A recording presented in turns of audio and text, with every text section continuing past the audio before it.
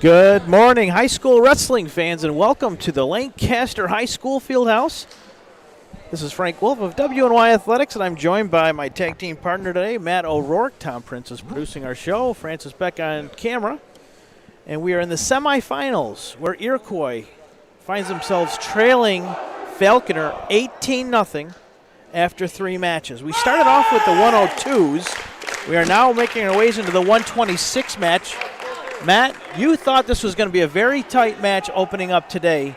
Here we have 3 pins in the first period alone for Falconer. What's going on, dude? Yeah, so these two teams met last week at Letchworth. Iroquois had a guy who would be a big help in their lineup. Unfortunately, couldn't wrestle today due to not having enough weigh-ins, like the minimum weigh-in requirement. That was a big difference. They pushed Falconer in a 33-31 loss. But so far today, we started at 102. It's been 3 straight pins for Falconer to start the match, and they took a big gamble with Dylan Newman instead of Evan Newman at 102, and he went out there and got the pin, and Coach Wilcox was fired up, to say the least, because I talked to him, a friend of mine, I talked to him ahead of the match. He said he might be doing something along those lines, and sure enough, he did.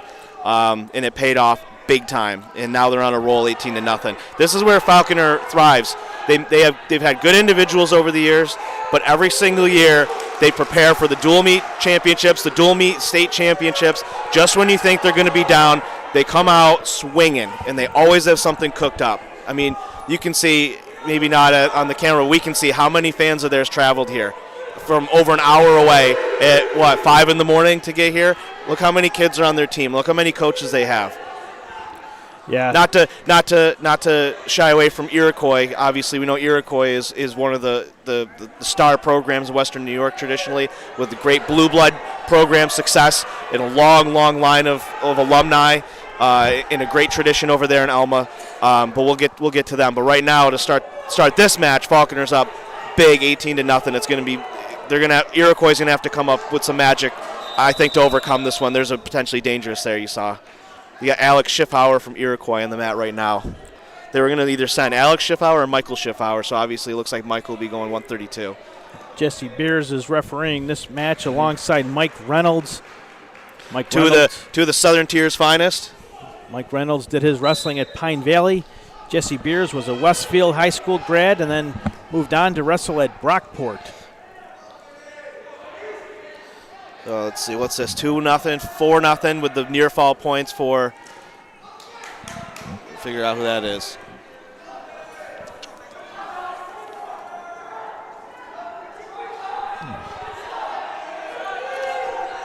They do not have a Vinny PA announcer Bloomberg here today. Unfortunately, they do not have a PA announcer, so we won't really know who's wrestling until these guys take the mat. Hopefully we get someone to come over here and. I know most faces. I don't know every single face, though. Well, we got some homework for you then. Yeah. You've been slacking. Slacking big time, yeah. So you'll see the team score on the left. Falconer up 18-0. The match score's on the right. So Bloomberg from Falconer's up 4-0. Blood time for Falconer. This is the Division II semifinals. Yep. Now, this is Mat 1. Over on Mat 2, Newfane is here. The Panthers were the first ones here today, Matt. I pulled in the parking lot about 10 to 7 today, and there was one lonely bus sitting in the Lancaster parking lot, and that was the Newfane Panthers. Yep. Waiting to get inside. And they don't even go until 11 o'clock. They get a bye right into the finals, essentially, because PORTVILLE was unable to make it. Yeah, PORTVILLE was unable to make it, so that moved Iroquois up to the 3 seed, which was a little bit of a shock for Falconer, given how you prepare for a week or two knowing that you're going to wrestle one team, and then 2 days before that you wrestle Iroquois, who they also just had a very tight match with at Letchworth. So I'm sure the Falconer staff was a little had to do some quick thinking, basically. But Newfane's here. They've already wrestled Iroquois twice. They've beaten them 58-12 twice this season, the same exact score, but they have not seen Falconer other than at the Niagara County tournament, the community college tournament a few weeks ago. So, and I know Coach Luczynski and Coach Lundgren and Coach Gill well enough to know that Falconer is a different beast as a dual team rather than an individual performing team. So they definitely wanted to come here, see where the weigh-ins were like, see who might have missed weight, see who might have bumped, and take take a good look at how their wrestlers are I don't know, responding to the moment, I guess, and with a dual meet championship. You know, the dual meet championship is a big deal for Falconer. They've been to the state duels 3 straight years. They won it in 2020. They're still the defending New York State champions because we didn't have a tournament last year. They're 9-1 actually overall at this tournament, if you can believe it. The only loss they've ever sustained here was in the very first Section 6 duels to Pioneer in the finals, and they lost by a tiebreaker in the very first iteration of this, and they haven't lost since. So we are in uncharted territory this morning, Matt. We are Hey, Coach. in period 2 for the first time today between these two schools looking to advance to the No problem. Division II finals, Yep. where Newfane awaits them. They're getting ready over on mat number 2. All right, so after the blood time,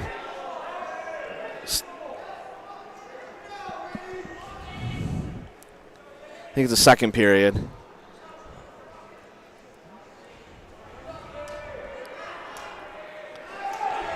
Schiffauer is Alex Schiffauer. Schiffauer looking to get out of bounds. Vinny Bloomberg's on the mat for Falconer. Something you see now that you probably didn't used to see is a long hair. No hair rules really anymore, if you can believe that. You said there's no... Not really, no. These guys got long hair. You used to have to cut it or have it in like a thing under your headgear and stuff, but yeah, there's really not many rules anymore on hair. Or they're not as strict at least. Look at that, Bloomberg's looking for another pin. He's got about 40 seconds in the second period to get it done. He's trying to roll him. Well, he's kind of in a tough spot right now. He's a little over-exaggerated. He needs to settle his weight, get back behind a little bit. There, that worked out for him. 3 near fall points. We have 7-0, and looks like injury time. Injury time for Iroquois. There was nothing illegal or unnecessary about that, so they're going to have to take one of their, take injury time cumulative to 1:30. After the second injury time, they would give Falconer choice. Yeah. So Vinny Bloomberg on the mat. He's got something up in the nostrils there. He had blood. Had some blood earlier. Yep. While we're in a little bit of a break here, why don't we give a shout-out to Scotty James of Falconer. Scotty! I wish he could have made the trip up. Always a pleasure seeing that young man enter the gym. We met him up here 2 years ago when we were doing the duels. He's been here every year so far. This is the first one he's missed. Shout out Scotty James, my man, Jamestown's finest. You think about well-known people from Jamestown area. You think about I Love Lucy or whatever. You think about Coach Langworthy. You think about Scotty James. We kind of categorize all the celebrities from Jamestown. Just put Scotty right up in there. Shout out all the people at Waddy's and the Moose Lodge too at Falconer. Good people. I had a nice conversation with Coach Langworthy from the Jamestown Red Raiders yesterday. There you go. Big wrestling supporter. He wanted to give a shout out to all the kids on the mat today, all those football players. Oh yeah. That do some wrestling in the winter. Shout out Jamestown Wrestling. Having a resurgent year this year. Doing well. You mentioned that during the Will North Orchard Park match that we saw a couple of weeks ago. Numbers are good, taking things slowly but surely. I wanted Some to ask sources in the Southern Tier tell me that they should be a real force within the next 2 years. Did Frontier and Hamburg wrestle the other day? They did. How'd that Frontier won 36-33.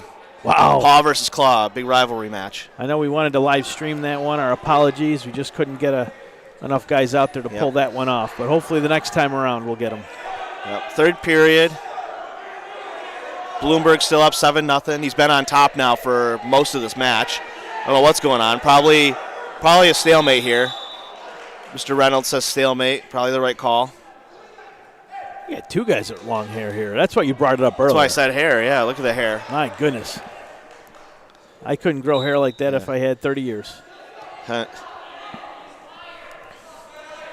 So Falconer, we started at 102 for anybody just joining. Started at 102 pounds. Falconer rattled off 3 straight pins, to start the match. Potentially dangerous.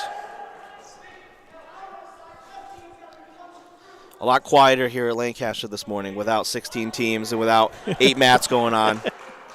I want to know where Francis Beck is. He was supposed to be here with our coffees and hot chocolates about 20 minutes ago. Yep. He's supposed to be manning one of these cameras. You know, we weren't sure we were going to be able to bring you the semifinals today, but Tom Prince got here. You got here early. Tom Prince is the man. We were here yesterday setting up, so I'm glad we were able to bring this out to you folks. And hopefully we should, at this point, also be able to bring you the large school semifinals, both matches at the same time. I don't see why not. The only thing with that was we may not have the scoring for that one, folks. So we apologize. We may not be able to have the scoring that you see on your screen now. We may not have that function for the second match. Our apologies. We will give you the points and the time and that sort of thing as these two guys are battling out here in period number 3. Feel free to, if I could say, feel free to drop the comment. If you know, let us know how it's working. We like to try to perfect the wrestling coverage. Obviously, wrestling live streaming is unlike all other sports, especially when there's a couple events going on at the same time. So feel free to drop a comment if you like it. You know, anything nice that we can improve upon to bring you good coverage. We had a lot of moving parts here today, a lot of people helping out with this, so anything we can do to kind of help improve it, make it a little easier for the viewer, we'd definitely love to know. Always trying to improve this thing. And at some point today, we'll get Izzy Martinez on, the Section 6 chairman. Co-chairman. Who's the other guy? Mr. Mike DeBarbary. Where's he at? He was here just a second ago. You did just see him.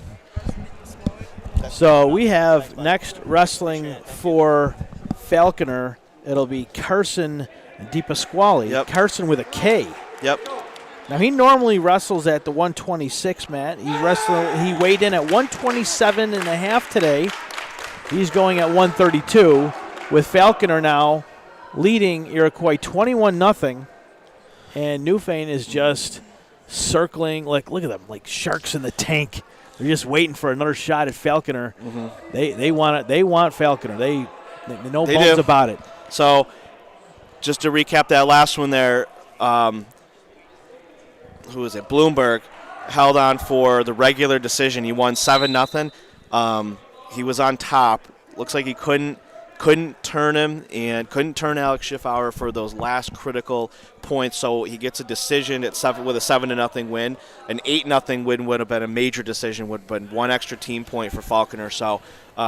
Probably, I'm not sure what that's going to add up to. Obviously, I can't predict the future, but you always got to keep an eye out for those bonus points. So I will keep an eye on that. He won 7-0. That extra one, that's why they were yelling so loud at the end of the match over there, because Coach Wilcox knew I want that extra bonus point for that major decision win. So either way, Falconer up. I'm not greedy. They're up 21-0 after 4 waits. Now on the mat for Iroquois is Michael Schiffauer. You saw Alex Schiffauer and Carson De Pasquale. So. Michael Schiffauer, defending section champ from 2021 spring season, and a wild card to the state tournament in the 2020 season, 7th place in New York State. So he's a returning, New York State champion from 2 seasons ago, and a defending sectional champion. That was a loaded weight class. 2 years ago when he placed 7th, we had 2 other Section 6 guys at Division II small schools placing the same dang weight, if you can believe that. Yeah. The Schiffauer's up.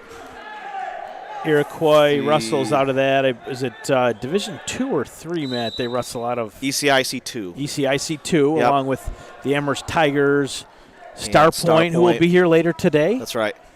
Sweet Home, East Aurora Blue Devils, Will South, and Cheektowaga. Yep.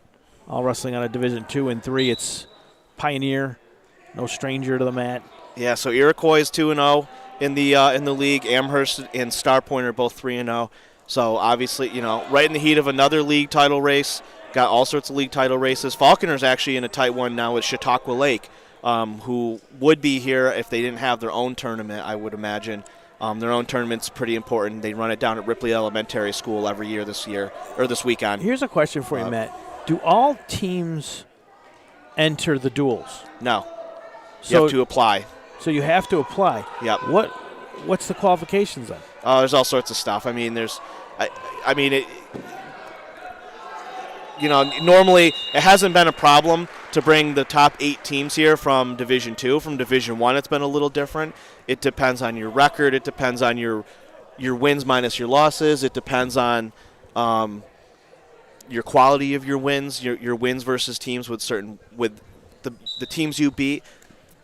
Their win percentages depends on your full roster, the guys you got coming back. With the sectional placers or champions, state placers or champions. There's a whole number of things like that. Honestly, I'm not.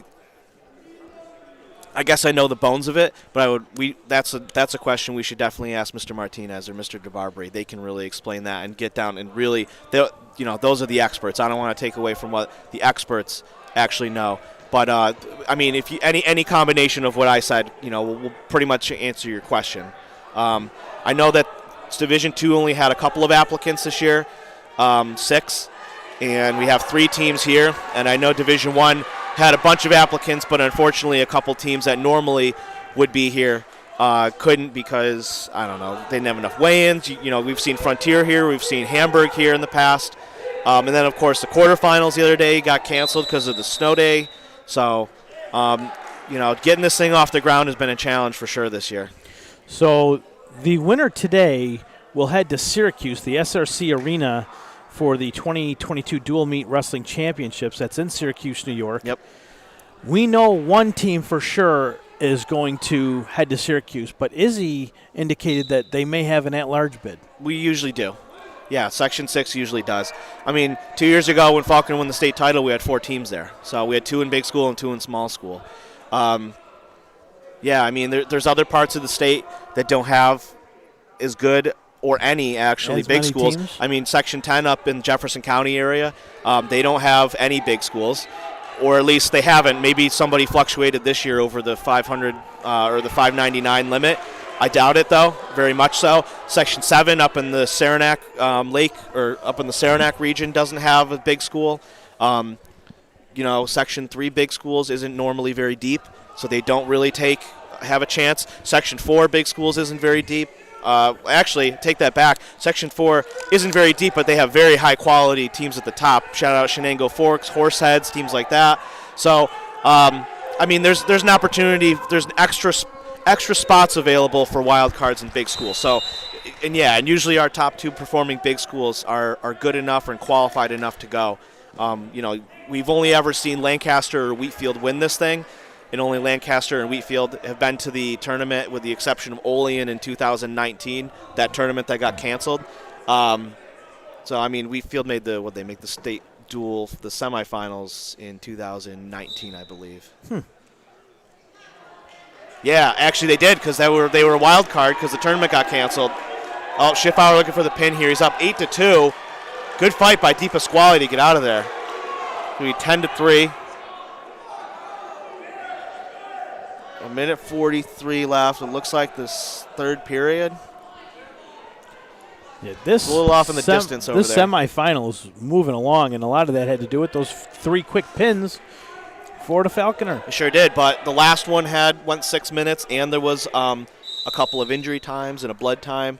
This one may be going the full 6 minutes. I mean, De Pasquale's putting up a good fight. He's definitely doing his job. If he can hold, if De Pasquale can hold Schiffauer to anything less than a pin, that'll be a nice concession for the bonus point that they were just barely unable to get in that last match. Well, you had anticipated a close match today between these Golden Falcons and the Chiefs. Just based on last week's result. But okay. I should say that, Iroquois did have a senior in their lineup, took 4th in the section last year. He's been around quite some time. A football player, Pete Gaglio, unfortunately didn't have enough weigh-ins to participate today. You need a minimum 6 weigh-ins to participate in this, and a certain number of wrestlers. So that would be a big addition to their lineup. However, it's not like Coach Clark and Coach Neveringer didn't know that they wouldn't have them. But just a little tidbit of somebody good, a good wrestler to make note of who was in their lineup last week, but not this week. Well, let's paint that picture again, Matt. If you're just tuning in, thank you very much for joining us this morning at Lancaster High School. We are in the Russ Salvatore Field House. Yep. This place is amazing. Yep. It really is. Eric Rupp, the athletic director here, made some great accommodations for us today. Whatever you asked for, Matt, he gave you. Yeah. You're like a god here. Yeah, right. You should have. You know what? You should have walked in with a robe. A robe. You should have came in with a robe and a mask. Maybe next time. You know what I mean? Yeah. Rey Mysterio type thing. Yeah, right. Would that have gone over well in high school wrestling or no? Some people probably would have got a kick out of that, but I probably would have looked like a fool. So The robe or the mask? both. Scotty would have thought it was funny. Francis showed up in a robe. Yeah. Just kidding. All right, so 18-6. Wild and crazy, so it's back to a major decision right now. If it ended right now.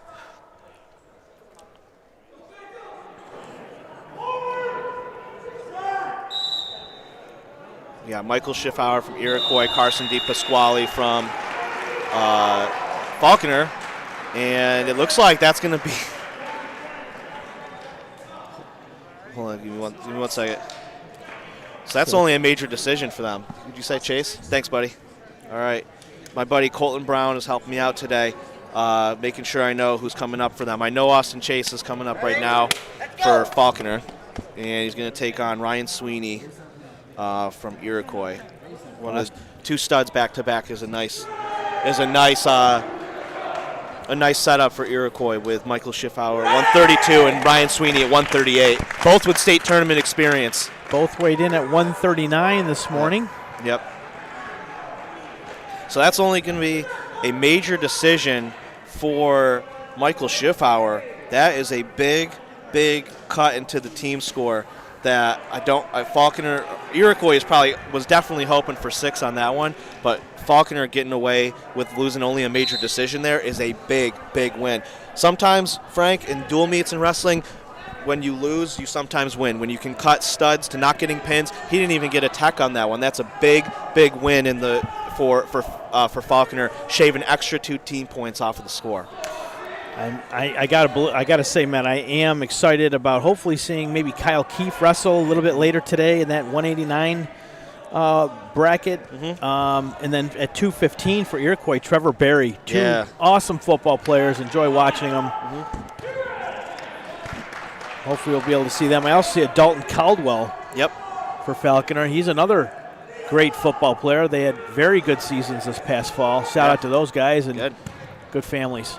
Yeah, love seeing football players competing. Get out there and wrestle, you football players. If you don't play basketball, you don't do something in the winter, go and wrestle. You will not regret it. Matt, you did your wrestling up in, is it Weedsport, New York, or Boonville, New York? Boonville. All right, Sweeney up 2-1. So Sweeney gets the first. It's Ryan Sweeney from Iroquois, if you're just tuning in. This is 138 pounds. Wrestling Austin Chase, so another good matchup. Chase is one of the better wrestlers on Falconer's lineup, but Sweeney's one of the better wrestlers, I think, in the section, I would say, at this weight. So this is going to be another situation where if Falconer gets a win, that would be enormous. But if they don't, if they can cut into the team score and mitigate bonus points, that would be just as good. So what is it? 4-2. 2 takedowns for Sweeney, 2 escapes for Chase. See, what do we got? Sweeney, Section 6 champion from 2020, misplacing at the state tournament that year, unfortunately. While you got Austin Chase for Falconer. What is he? A junior, 14-1 record this year, so having a good season. Had a really nice tournament watching him up at Niagara a few weeks ago. Been in the lineup quite some time, Chase has, over the years. I've said his name many times on broadcasts like this. So what do we got? So it's going to be choice to Falconer. They're going to defer. Sweeney's going to choose neutral, up 4-2 in the second period. It's the second period. Try to keep a better eye on what period it is. I will. Okay. Yeah, get to work, Frank. I got all this social media. I'm just kidding. I really don't know what I'm doing here. No, I got it. Toss. Ooh. Iroquois trying to chip away at that deficit, down 21-4. This match is leaning their way at the moment, but we've seen crazier things in the closing seconds of a period. So these guys met in the 2020 duels final. If you remember that one, we were here for that, and it ended in the similar fashion. It was a match I thought was going to be closer. Well, won't jump the gun. This match isn't over. But that match surprised me, even knowing Falconer. They came out ready to go in that one, and kind of ran away with that duel. Iroquois definitely had a lot of talent on that team, was definitely a good team and deserved to be in that moment, but Falconer just absolutely jumped on him in that one. Who's that? Braden Newman, my guy over there, wrestling at Lycoming College with two brothers on the team here at Falconer now, had a nice win in that match. I remember it was a really nice night for them. But they met in the duels final 2 years ago. Now Sweeney, was he looking for? I don't know if he was looking for a stall there.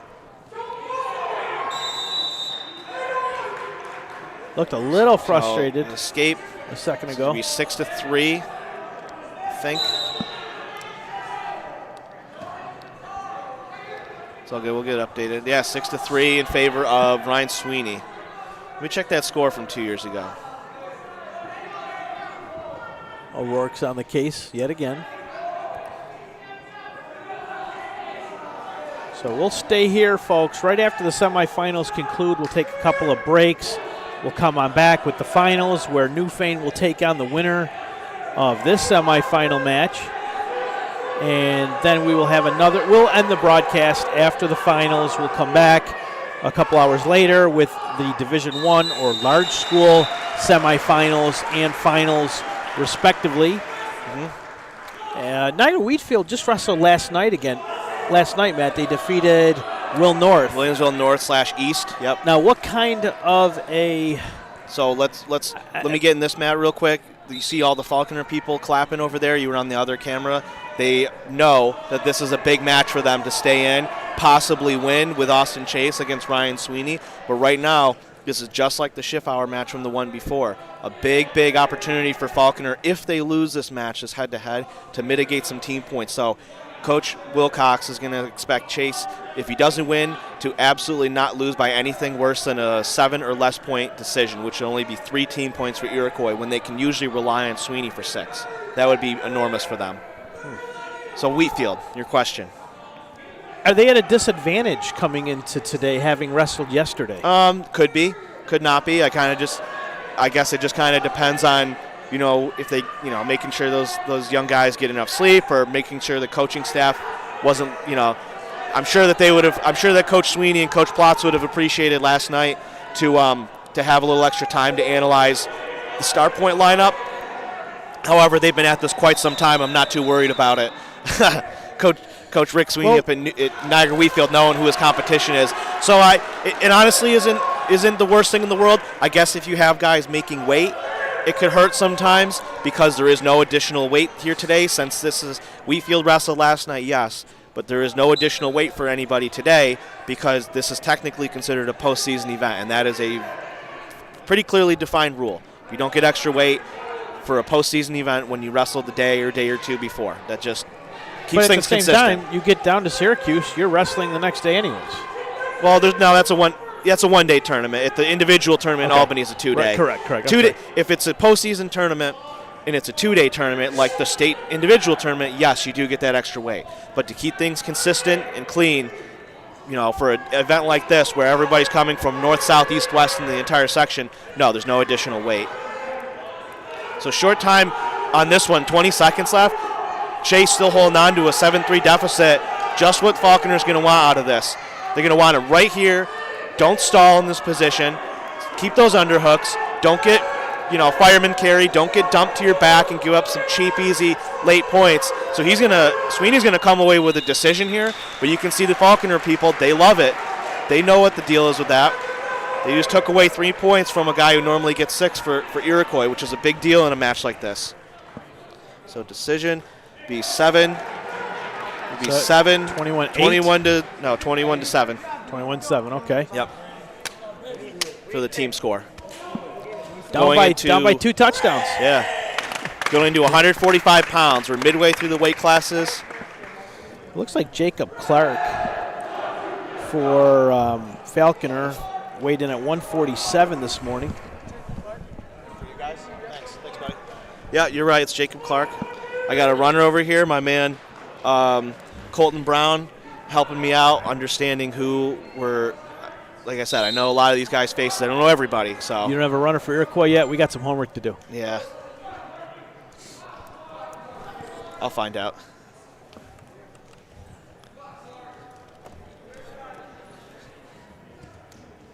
Jacob Clark, a junior, having a good year for Falconer, 16-6 so far. They've definitely wrestled a challenging schedule. Not as many dual tournaments as they normally do at this point in the season, but they've been to good individual tournaments at Jarvis, the Jarvis Memorial Tournament in Athens, Pennsylvania. They went out to Cicero, North Syracuse for the Anderson Tournament. They came up to Sanborn for the Linda Canutula Memorial Tournament 2 weeks ago. Definitely not as many duels in their record. They went to Letchworth last weekend, where they got the bulk of their duels so far this season in 1 day, or 2 days rather. But definitely usually come in here with more like a 20-0 or 20-1 type of record. They come in here today with what are they at? 10-2 overall and 3-0 in the CCAA Division 1.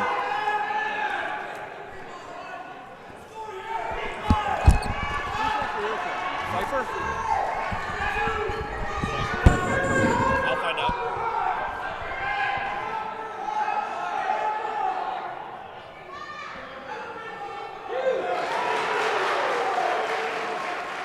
Falconer fans getting excited as they are awarded a couple of points there. Got a 2-2 match going on. If you're just joining us, Falconer out front 21-7. We are in the 145 weight division. Falconer started the morning off with 3 straight first period pins. And now we got it's Brady Wilkinson from Iroquois and Jacob Clark. I should have known Wilkinson. He's been around a while. With Jacob Clark in control now. It's 2-2. So Wilkinson weighed in at 138.4 this morning. So they bump him up. So it looks like there was a takedown and a reversal. So what is the weight limit then? If you are wrestling at 138, how heavy could you be? You can only go. Is it 2 pounds? What's the? I mean, it depends on weight class. It depends. If you weigh in for 138, you can wrestle 138 and 145. But now, since it's after Christmas, yeah, it's technically 140 pounds, but the weight class is still 138 because you get the extra 2-point growth allowance after Christmas. So there was a couple near fall there for Wilkinson, and then a potentially dangerous. So, referee Mike Reynolds stops the match. So he's got a 4. So Wilkinson holds a 4-2 lead now. Kind of a weak misses whistle there.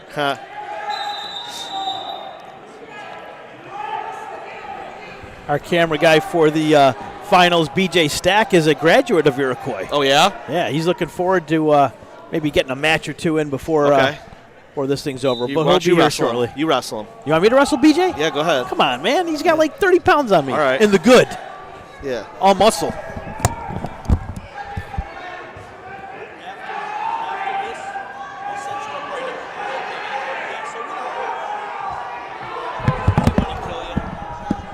Oh.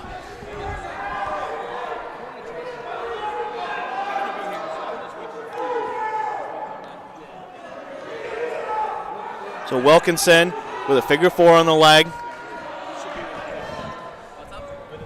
Chiefs wrestlers traditionally with good leg riding, good arm bar technique on top, usually devastating. Looking to use it and run around the head with it with a wrist on the opposite side. Clark knows it. So Wilkinson's going to get under that arm and use it as lever. Now he's going to step over his head and use that as a lever too. That's a real nice Yeah, move. you got to watch out for Iroquois guys. You don't give up your elbows and wrists to Iroquois guys. That's a big no-no. Potentially dangerous. However, there is an opportunity for a lot of potentially dangerous situations, so you got to know how to run them the right way. Which, of course, the Iroquois, they do, which is why they've been so good for so long. And they got a lot of youngsters here, too. Oh, a ton. Some of these guys look like they just got done watching, I don't know. Oh, wow, you don't see that a lot. Clark reaches back and somehow ends up with a Peterson from referee's position. Oh, man, this would be huge. This is big, Matt. Huge reversal. Wow. Huge near fall. 10 seconds left in the period. Oh, my goodness. He gets a pit lift. He lifts the head. He would pressure the scapula. Oh, man, just almost had it. Whoa. I don't know if we can get an instant replay on that one, but that was – time ran out, did it not? It did run out. It ran out of time. Saved by the whistle, saved by the bell. But that's a huge swing for Clark. That's 2 reversal and 3 for the near fall. Going into the third period, which Iroquois has choice in. And so Falconer had choice in that second period. Comes up with a 5-point move at the end of the second to to take a huge lead.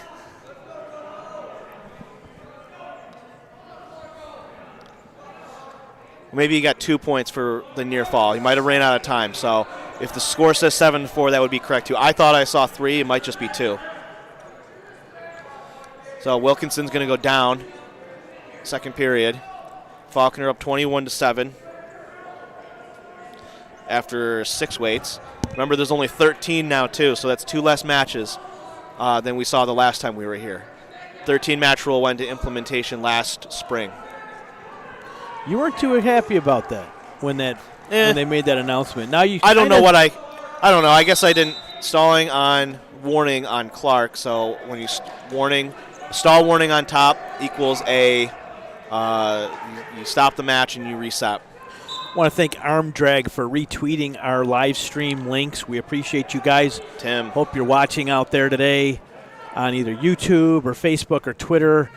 You know, the wrestling community, we want to do a little bit more here. We were hoping to have at least 1 stream a week throughout Western New York, going to various schools, and not just focusing on the top teams, Matt. We want to give everybody some love. Of course. And, of course, at a place like this where you should have 8 teams wrestling, you know, we could have seen, we're going to see 7. We're going to see 7 out of 8 today. That's not too shabby. Yep. Earlier, we got a chance to look at Will North and Orchard Park. And Cam Catcherbone, your buddy. Yeah, hold on. This would be huge. He's there. Wilkinson takes bottom, and he gets the pin. Clark gets the pin. And the Golden Falcons are going crazy. Wow. That's 4 pins for them in this match. Wow. And that kind of could have gone either way, Matt, because for a while there, it looked like Clark was going to get pinned. Yeah, I mean, early in the second period. Yeah, you're right. It looked like he might be in some trouble. Turns out he finishes the match better than the way he started it, to give Falconer a 27-7 lead with four pins in this match so far. He dug down deep. Iroquois had seized the momentum. They had won the last 2 matches by points, by decisions, and trimmed that lead 21-14, but that was a big pin for Falconer. Now they're up 27-7. Yep. So Dalton Caldwell on the mat now for Falconer. Looks like they're wrestling all the weight today, too. If you've seen, every guy that's wrestled for Falconer so far has wrestled at the exact weight he's weighed in, which is nice for them because of look, you see that they're the lower half of their lineup in terms of the weights is many more names than on the weigh-in sheet than on the upper side of it. So obviously that means that they're going to be able to use 160. They're going to have to bump either Kyle Keefe or Devin Morrison or Brody Little or Brian Morrison. Either one of those 2 guys is going to have to wrestle a different weight from 160 to 285. Wow. Yeah. But everybody so far from 102 to 152 has wrestled exactly where they weighed in at. This past fall, Dalton Caldwell carried the ball for the Falconer, Cassadaga Valley, Maple Grove Golden contingent. Cougars, Golden Cougar Dragons. They were called a lot of different things. I could never really tell what what their mascot was, but I like that team this year. He's only a junior. He had 107 carries for 731 yards, 9 touchdowns. He had a 40-yard rush this past year. Tremendous season for that young man. Yep. And that program's back. Back. Those three schools combined to make one team with the help of Kurt Fisher down there, Dan Greco, the head coach, some legends down there turning things around. That has a lot to do with guys like Dalton Caldwell and, of course, Kyle Keefe, who we should see later today. We saw my man a few years ago, Mr. Robbie Penhollow. Shout out Penhollows down there. good guys, good family. Killer football player. First team All-State in Class C, and then goes on and loses one match his senior year and wins the state title, pins his way to the state tournament, state title. One of the best back-to-back seasons I've seen in quite some time. Shout out Steve Penhollow and the gang.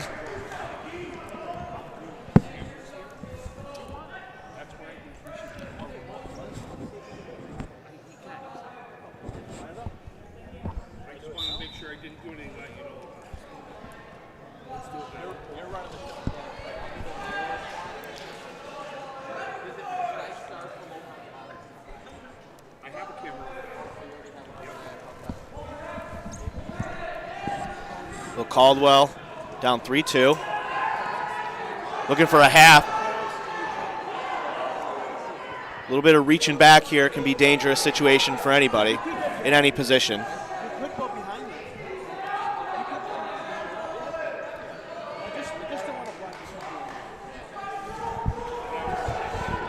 We're getting our setup ready for later on. We'll be doing the finals for the winner of Falconer Iroquois versus Newfane, the number 1 seed coming into today. All 3 of these programs, Frank, are blue bloods in their own regards. By definition, they're all blue bloods, I should say, rather. Falconer, Newfane, and Iroquois with 3 of the best traditions program-wise in all of Western New York wrestling, and in some cases, maybe even upstate New York wrestling. Some of the best here every single year. So the duels is kind of new, is it not? This is only the second one or third one we've had. The 5th one. Well, the 5th one we've had. I guess it's technically the 4th one. We would have had it in the 2020-2021 season, if not for the pandemic. Yeah. Caldwell with a takedown there. Well, ties the match. Maple Grove had a strong program not too long ago. Right. Franklinville. I don't know much about that program, but you gotta believe Salamanca and Randolph. Randolph has had Portville. good years. Did you mention Portville? Portville, yeah. Portville has been very good as of late. The last couple of years, they've been rebuilding their program. And then Fredonia. We had a couple of nice, big, strong wrestlers from Fredonia just a couple of years ago. You had that big tight end. Skinner. Jacob Skinner. Yep. He was fun to watch. Fredonia's been strong. But you see it with small school wrestling all over the place, ebbs and flows when it comes to quality, when it comes to participation, when it comes to support. But for whatever reason, Falconer is able to replicate it every single year. I mean, they're 9 years in a row they've either won, and early on they tied. Caldwell in some trouble. Got a lot of time to try to fight out of this one. Punches through towards us. You might be okay. But Iroquois resets and lifts the head. There's trouble for Caldwell, for sure. Iroquois, if they lift the head, they get the pin. The first pin of the match for Iroquois.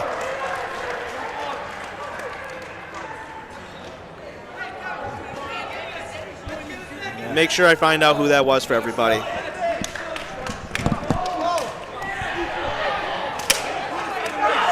Big win for Iroquois, and this team is very excited after that win.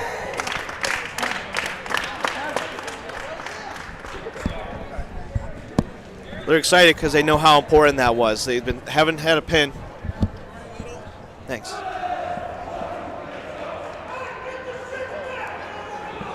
Oops.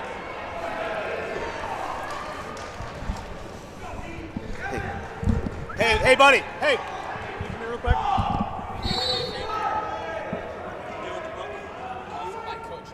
Yeah, that's fine. 160 weight class now. Huge win for Iroquois there. 27-13 is your overall score now. Iroquois taken 3 of the last 4 matches. 2 by decision, 1 by pinfall. And that seemed to energize the Chiefs bench. Oh, definitely. That last pin was by Ethan Pfeiffer. My apologies for not getting his name earlier, but that was Ethan Pfeiffer with a big pin. I'll be honest, I'm not sure Falconer was expecting that one to give up a pin there with Dalton Caldwell, but Brody Little might get it right back here at 160 pounds. He gets it. First period pin for Brody Little. Gets it right back for Falconer. So that's how you respond. That's right. But that was a big pin for Iroquois with Ethan Pfeiffer. Got them some momentum. Thanks, buddy. Got them some momentum back very briefly. Thanks, buddy. Got them some momentum back for a second here, but Brody Little goes out and kind of steals the wind back out of their sails maybe a little bit. But, yeah, I mean, Ethan Pfeiffer with a pin on Dalton Caldwell is definitely a big result. Looks like you're going to have Evan Federowitz and Hunter Caldwell. Bryant Morrison. Or is it Brian Morrison drops down to goes up. Moves up to 172. Goes up to 170. Excuse me. So they're going to have a decision to make in the next weight class then. Yeah, and Iroquois is going to need some help here. They're going to need some pins. It's already 20. It's already a 20-point deficit. Now, do you know where these I mean, we know Falconer's strong, right? But where particularly in the lineup are they super strong, where you're expecting them to pin or just outlast somebody? Like, is there a more of a strength, if you will, in these weight classes on this Falconer team? I mean, for Iroquois, with Michael Schiffauer and Ryan Sweeney in the middleweights, who we already saw back-to-back, that's where they're probably toughest, especially because you have two studs. You can't really run from either of them. You can't really run from both of them is what I'm saying. When you got two guys back-to-back in the lineup, and you got a good guy, which is also a sweet spot. I mean, 132, 138 is normally a sweet spot. Obviously, like, you know, this is a sport for light guys or for little guys. Usually find some good wrestlers right in that area there. So having Schiffauer and Sweeney back-to-back is really nice for them. I imagine Pete Gaglio would be right in the mix there if he was here today. But they're going to be in a little trouble now. Falconer's up to a 20-point lead. And with 6 pins in the last 4 weights, that would give Iroquois 24 points. But if they get any pins, they give up any pins here, this match is going to be officially over with. And with who is it? With Trevor Berry coming up for Iroquois. Might be their best chance at a pin there, or you know, at least a win there. But Falconer's got some guys in the upper weights that are very quality and can get through a match, and you know, can come up with wins or pins. I mean, we've been watching it all morning here. The misstep was the pin. Really, the only misstep for Falconer was the pin that we just saw. That went in favor of Iroquois with Ethan Pfeiffer at 160 pounds, or sorry, 152 pounds. Other than that, Falconer's been pretty on it so far today. I mean, even with those 2 losses to Schiffauer and Sweeney, they gave up a combined total of 17 points when Falconer is usually looking for 12 out of those guys. So, I mean, just do the math on that. Uh-oh. Morrison in trouble, leading. Gets reversed. Wrestling Evan Federowitz from Iroquois. Now tied 2-2 at the end of the first period. At 172 pounds. So only 4 individual bouts left to go after this.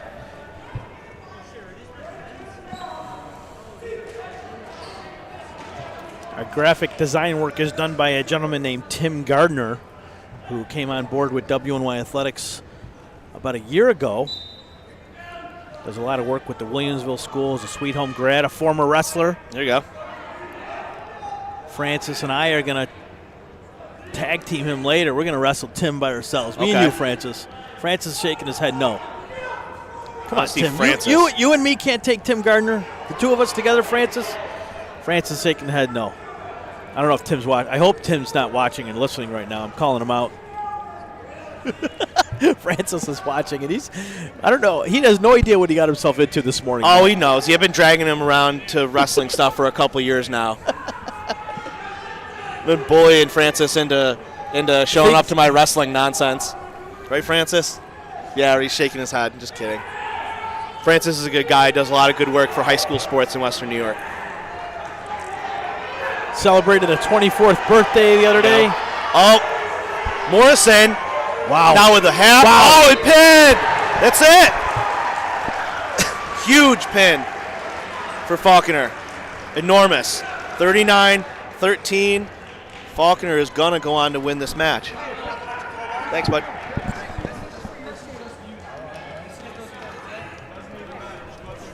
Ricky, thanks, buddy. Ricky has all right. weighed in at 190.8. Going to wrestle 189. So that's a 39. It's a 39-13 lead for Falconer. So they are going to move on and advance to the sectional dual finals for the, fourth straight time, I guess 2019 if you count that tournament they got canceled. So the second straight time, I suppose. Well, actually, they've been in the final every year they've wrestled in it. So what am I talking about? The only one they lost, like I said, was that first year loss to Pioneer by tiebreaker criteria in the very first dual meet tournament. But yeah, Falconer, they beat Iroquois by 2 points a week ago, and today they're up by 26 with 3 matches to go. I mean, I don't know if there's anybody in Western New York that prepares the way that Falconer's coaching staff does. Okay, Matt. Be hard pressed. So if they were to get the at-large bid, it would either be Newfane or Falconer. Oh, Ricky Hess here looking for a cradle pin in the first period. Picks up 3 points on that. He's going to be up 5-0. 2 points for the takedown, 3 for the near fall, and then he's going to add more to it right now on the line. Well, looks like that one's over with. So I didn't necessarily see the pin. It was a little hidden from us, but Ricky Hess is going to get the pin there for Iroquois at 189 pounds. Nice win for that young man. Yeah, definitely. Always good to get a pin. Thanks, bud. Yeah, Trevor Berry coming up. Trevor Berry, this is a dude. Trevor Berry. Confirmed dude. What he did on the football field this past fall is nothing short of spectacular. Yeah. Over 1,300 rushing yards, 18 touchdowns. One of them went for 60-plus yards. Dude averaged almost 10 yards per carry, and he wasn't just a running back. He also was a receiver. One of Trey Kleitz's top receivers alongside Nate McGoldrick. Berry had 45 catches for 540 yards, a 66-yard touchdown catch, 7 touchdowns, and I think he was also a leader on defense too. I could be wrong about that, and someone's going to call me out, but I'm going to talk about Berry anyways. He was Thanks, bud. Okay, so there you have it. Yeah, we're not going to see him wrestle, Frank. Okay. Falconer's going to forfeit to him. Wow. This match is already over with. They want to get out of here, move on to the next round, not risk any injuries. Okay. You already have the match lined up in the semi, or you already have it. You're already going to win.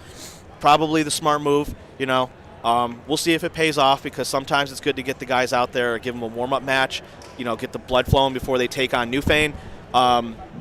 But Falconer's probably going to make the right move here and just not bother with an injury to David Stein or an injury to Kyle Keefe or Devin Morrison unnecessarily, because you're going to have Kyle Keefe wrestling Trevor Berry at 215 probably.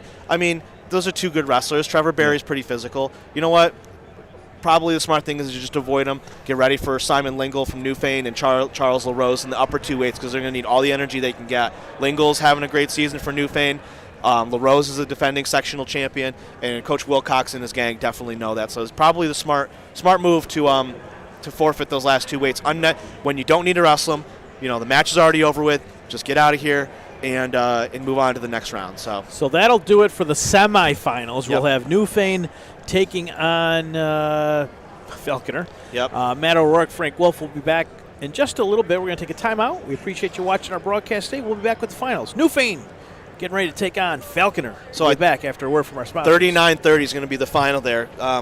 Iroquois lost a team point for something off the mat while in between the weight classes going out. So it's going to be a 39-30 final in favor of Falconer, moving on to wrestle Newfane. So right. We'll be back in just a few moments. When it's time to sell your home, start with a visit to howardhanna.com, ranked the #1 real estate site for sellers. A few clicks will show you the sales price you can expect for your home. We can get you the most money in the quickest amount of time because we know where the local buyers are and how to reach them. So if it's time to sell your home, visit howardhanna.com today, and we'll match you with a local Howard Hanna agent to sell your home fast. I love If you've been injured in an auto accident, large or small, call 681-4088. RES Physical Medicine and Rehab right away. If you are in pain or just sore, don't take chances. Call RES today and take advantage of their 24 to 48-hour appointment pledge. With no copays, RES will help navigate the confusing world of no-fault insurance with you, so you can concentrate on getting better. 681-4088. RES Physical Medicine and Rehab. The most important call you can make after an auto accident.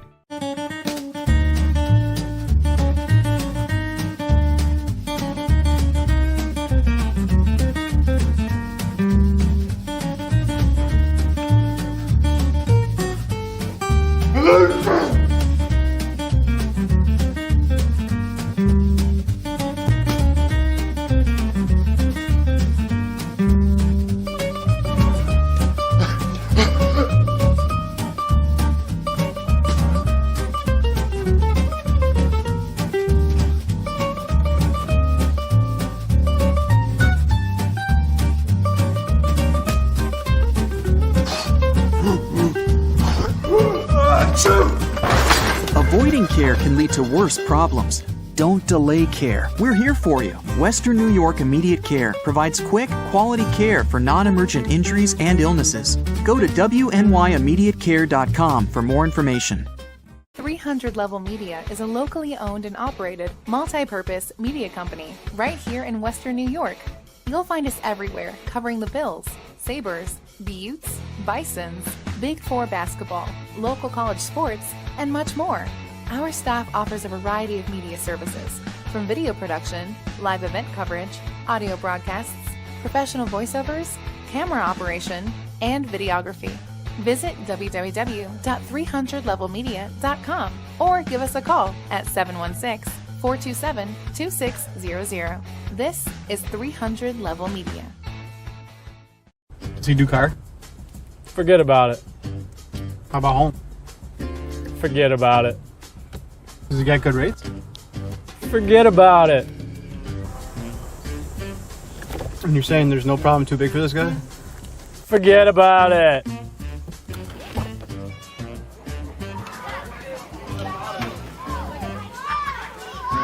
Look, this is Johnny, the guy we've been talking about.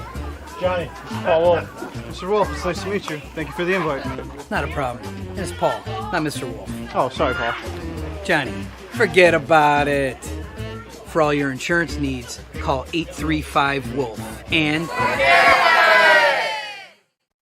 Logistics Plus is a global transportation provider headquartered in Erie, PA, with locations worldwide, including right here in Western New York. Logistics Plus is consistently recognized as a fast-growing transportation and logistics company, great supply chain partner, top freight broker, leading project cargo manager, and a great place to work. With a strong passion for excellence, our 500-plus employees put the plus in logistics. Call our Buffalo office today for an efficient, personal approach for all of your transportation needs.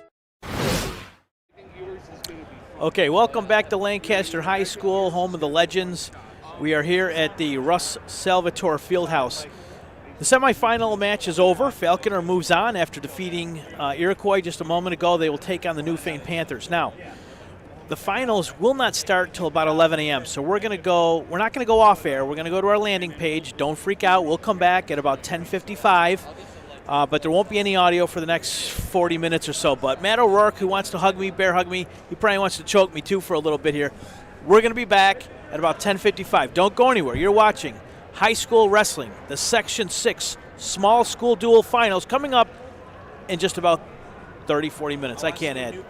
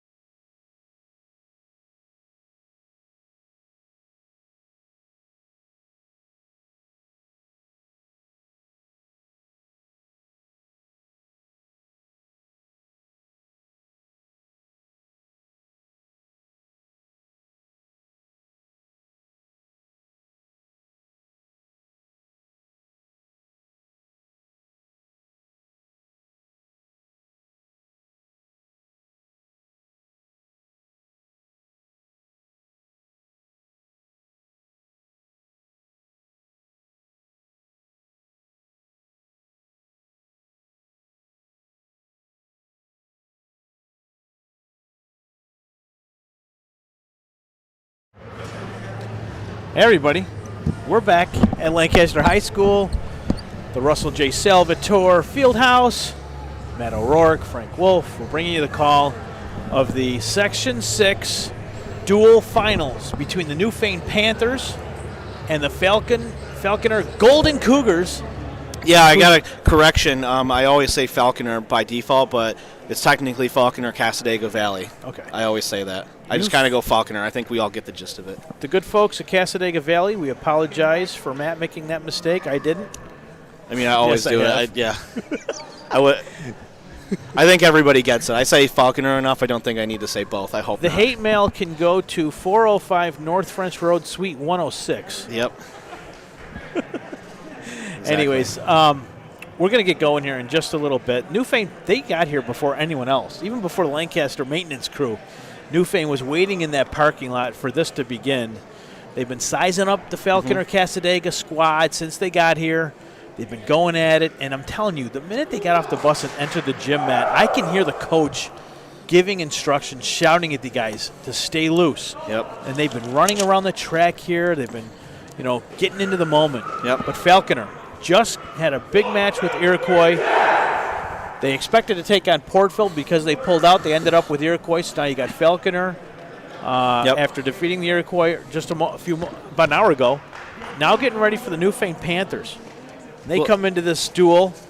It's been a while, but we saw them here just last time we were here, I guess. But they had Jaden Heers, who's now, I guess, an end trip with another former Panther doing some wrestling up there.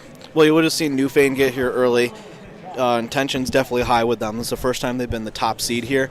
And they also didn't have an opening round match. So Coach Lingle, Coach Luchinsky, Coach Gill all know how important it is to get here, get settled in, stay loose. I mean, it's kind of repetitive, but it's true. Without having an opening round match. Falconer had an opening round match, got the juices going, got the feel of the mat and, waking up in the morning and stuff. So Newfane comes in here without a match to start the day. They would have wrestled Iroquois because Iroquois was originally the 4th seed. Portville was the 3 seed. Portville had to back out of it, bumped Iroquois up, and gave Newfane, basically a free spot in the final. Not that they haven't earned it, though. I mean, you don't come in here with the 1st seed because by accident. They've obviously earned it this season, so that's what they got. Do we know what wrestling weight class they're going to start at? 110. They're going to start at 110. Okay, they're good. And they're already pulling some stuff that I wasn't expecting before the match even starts. So Braden Kellison's going to go out. Switching 7th jerseys? grader. No. Yeah, right. So Kellison's going to go out for Newfane at 110 pounds, which is kind of a surprise, but not completely.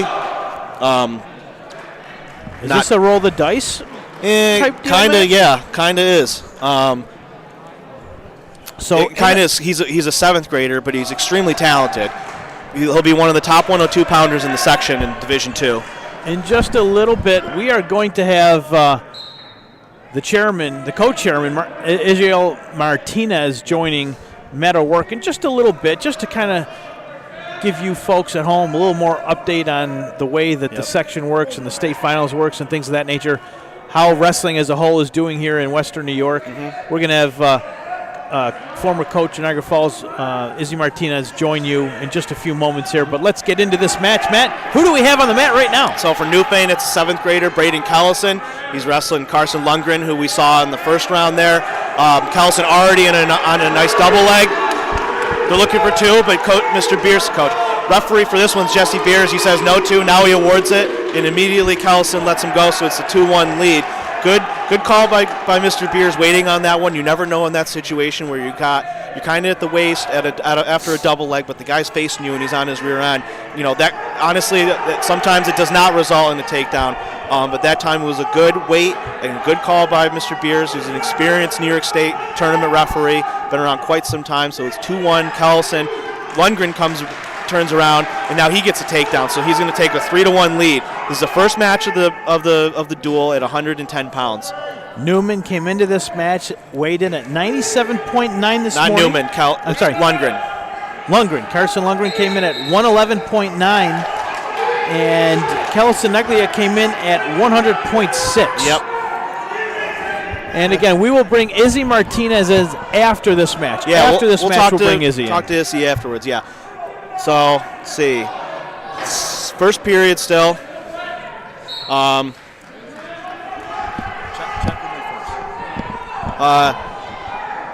Be 3-2. Yes, 3-2 is the correct score, guys. Good job. I know we got a bunch of cameras going. Hopefully, we got a couple stationary set up. The one you're watching right now is a mobile one by our guy. Oh! Are we going to get a Peterson, or are we going to get a reversal here? Reversal for Kellison. Looks like he's awarding 2 points. It looks like he's going to have some near fall points too, maybe. Near fall. And a reversal for Lundgren to end the period. Wild and crazy first period there. Let's look at the score to make sure. So Newfane has choice. Kellison, they're going to tell Kellison to defer. Lundgren is going to go bottom in the second period. With a tie score now, 5-5.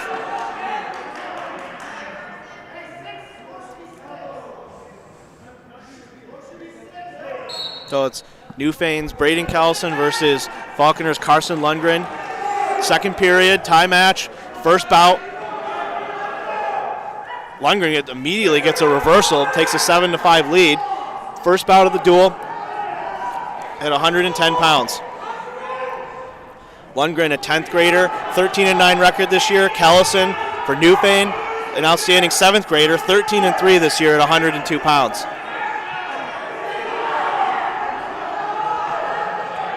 The last time these teams met, Frank, was in the dual final from 2020, where Falconer also wrestled Iroquois in the final that day. Falconer was a 43-31 winner over Newfane in that semifinal match. Newfane went on to place third in the section, took down Pioneer in the consolation match. So obviously these teams, both of them are accustomed to being here. I'm pretty. I don't have the thing right in front of me, but I'm pretty certain that Newfane was invited here in 2019 for the tournament. They got canceled, so all 5 of the tournaments so far that have gone on, all 3 of those teams have been invited or participated in. Kellison with a reversal.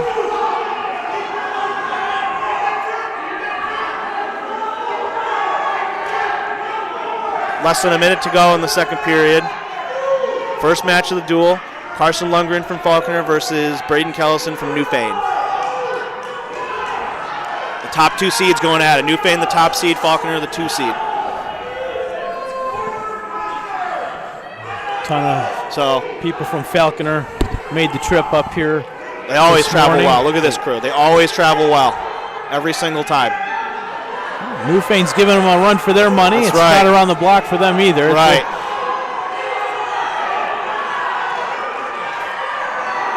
No change still. Lundgren with the lead, 8-7. No change. Kellison again, just looks a like 7th grader. 8-7.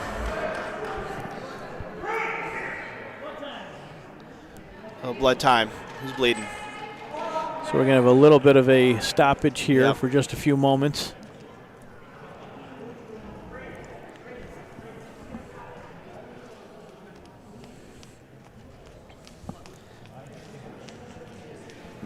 Newfane this season, Frank, 3-0 overall in the Niagara Orleans League, leading the league standings there yet again. 13-1 overall coming into this duel. Good wins over Star Point, good wins over Iroquois, good wins over Pioneer, good win over Pioneer. Won the Niagara, the Linda Knudela Memorial Tournament a few weekends ago. We saw that. Won the Pioneer Duels. Saw some good competition there. Coached by Matt Lingle, Kevin Luczynski, and Terry Gill. Another long, proud tradition in Western New York. Other teams from the NO are Barker, Roy Hart, that contingent, the Wilson Lakemen, Albion Purple Eagles, the Medina Mustangs, and the Akron Tigers. Yep. So, Newfane, by all accounts, has had a stranglehold on that league for quite some time. Really? Matt, I know we're getting into the third period here, but just talking about the Panthers for a moment, who are some of those wrestlers that they are counting on today to give them a chance? Kellison, Adam Huntington, Aiden Gillings. We'll talk about all of them. Chuck LaRose, Simon Lingle, Miguel Salas. Reversal, big reversal for Kellison. He's going to take a 9-8 lead in the third period. And he had a good period in the second period on top. was very. I mean, he's a 7th grader. What's he wrestling a sophomore? Obviously, very good. Kind of a gamble, I think, with that much of an age gap. But obviously, Coach Lingle and Coach Luczynski are confident enough in Kellison. I know he's dominated in the Pee Wee circuit for quite some time. Now he's looking for a pin. He wants more. Trying to run that arm around the head. He's under that shoulder. He switches to the half. He's trying to use that as leverage. Lundgren's own arm against him. Oh, and now he's exposed. Oh, man, this would be huge. Oh, Kellison, if he sits out here, sits his rear end down to the mat, he might lock it up. Lundgren's got to fight. He gets the pin! Huge pin, Frank. Huge pin for Braden Kellison at 110 pounds. Newfane's up 6-0. Absolutely incredible. Big result. The 7th grader gets it done. That's right. For the Panthers as they jump out to an early lead here over Falconer. Falconer, as you remember, against Iroquois, started their first 3 matches off with 3 straight pins in the first period. Yep.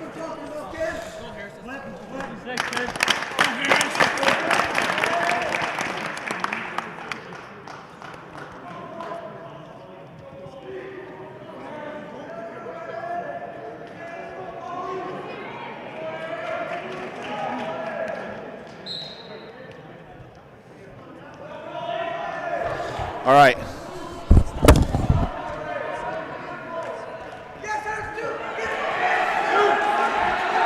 Now we are at 118 pounds. Big result there. Braden Kellison gets the pin for Newfane. Huge result there. 7th grader. He normally wrestles at 102, Frank. He went up to 110 pounds and took on a 10th grader and got the pin in the 3rd period. Absolutely enormous result. That's going to leave J.J. Luczynski down low when we get back to 102. And now you got Harris. Aiden Harris now at 118, taking on Hunter Pulisic from Falconer, looking for a pin early in the first period. He's going to be up 5-0. I can't. That Kellison pin is going to be huge, Frank. We'll see how it plays out as the afternoon rolls along here. 13 matches, part of this finals duel. Talking Division II now, our small schools. Yep. We'll see the big boy schools come in later. From what I've seen, I don't even know if there's a lot of these kids that could, it's not like football, Matt, where you have your large schools and your small schools and you expect a team like Bennett would bury a team like Falconer in football, but on the mat, everything is even. It's all equal. It's all equal, Wrestling's baby. a great equalizer. Pulisic with a good reversal after getting exposed there. He's going to bring that match score back to within a good reach. It should be 5-2, I think it should be. The end of the first period coming down to the wire.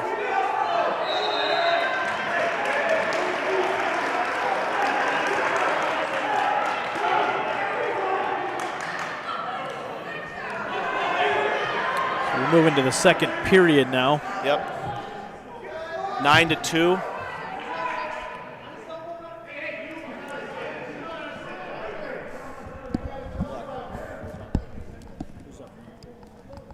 Oh, 9-3, yeah. That's Newfane with the 6-0 lead in the match. Yep. You got Aiden Harris from Newfane and Hunter Pulisic. Pulisic from Falconer at 118 pounds.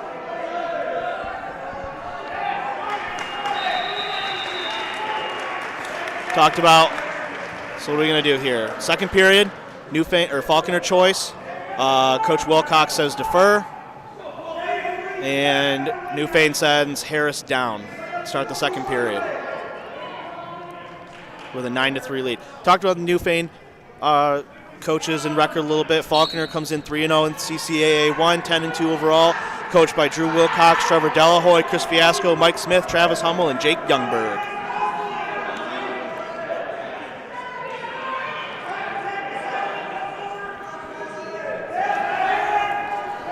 Shout out Scotty James once again. Oh! Kind of a funky reach back there for Harris. But Pulisic doesn't get caught. Stays in control. Looks for a half. Looks for a wrist.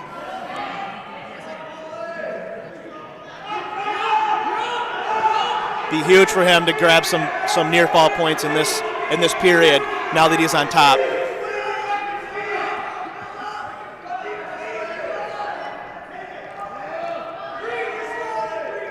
So Mr. Beers warns Harris for stalling on bottom as Pulisic rolls through a tilt to try to rack up some near fall points.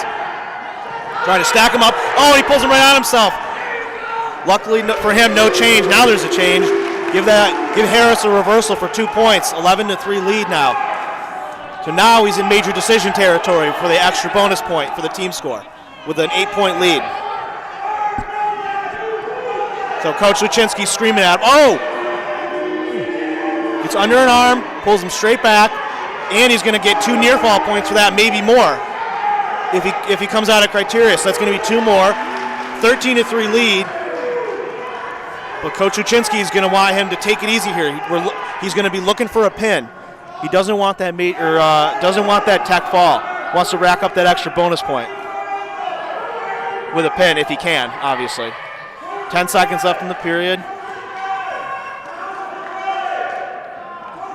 Aiden Harris is going to hold on for now. Oh, racking up more, getting more back points. 2, so that's 15-3. That isn't a 15-point differential, obviously. So Coach Wilcox is going to send Pulisic down in the 3rd period. Now he's in a position where he really needs that escape to create a better buffer in terms of the point differential.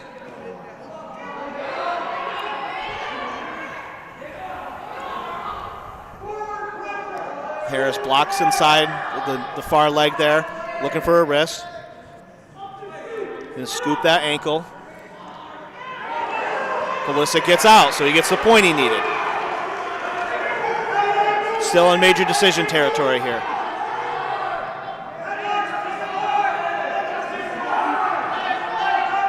And if Harris keeps backing up, Mr. Beers will hit him for a stalling warning too. But instead he takes a shot, and Pulisic capitalizes with good defense. 15-5. Still creeping up in that score to try to mitigate as much as he can. 15-6. Oh, and now a second stalling warning on Harris. That's going to be another point for Hunter.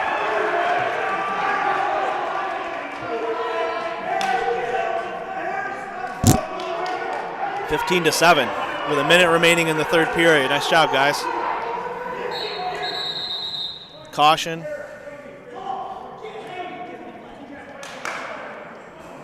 A lot of instructions being shouted. Oh, yeah. From the Falconer sideline. I always love having those coaches that are engaging. Yeah, they've been thinking about this for weeks. Oh, no! Pulisic pulls him onto himself. Harris. So who is in control? So, yeah. Yeah, it was a weird, kind of a sloppy move there. Harris takes advantage.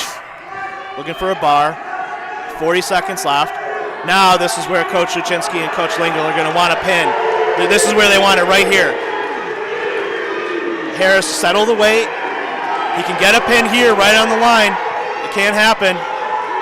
2 pins to start the match would be huge if Harris can finish it. Gets it! A lot of 12-0 Newfane after 2 weights. A lot of strength and determination there by that's right. Aiden Harris at 118 as Newfane 20 seconds left pin. 20 seconds left in the match, and he gets the pin. 20 seconds was all that was, Matt. Yeah. The match was going the Newfane way. I mean, he was up 17-7. Yep. Late 3rd period. So if he would have ended with a major decision, probably not a tech fall, but a pin there was enormous because it added 2 bonus points that they might not have finished with if he only ended with a major decision. So huge result for them. We're going to walk into that. So we know who's coming out here now at 26. This should be Vinny Bloomberg for Falconer. Vinny Bloomberg for Falconer and Aiden Buttery for Newfane. This could be a big result. I think that Newfane is expecting 6 here from Buttery, but Bloomberg is tough, so we'll see what happens. But Buttery has definitely been on the way up in terms of the local wrestling scene here lately. So Mr. Martinez is going to hop on with us real quick.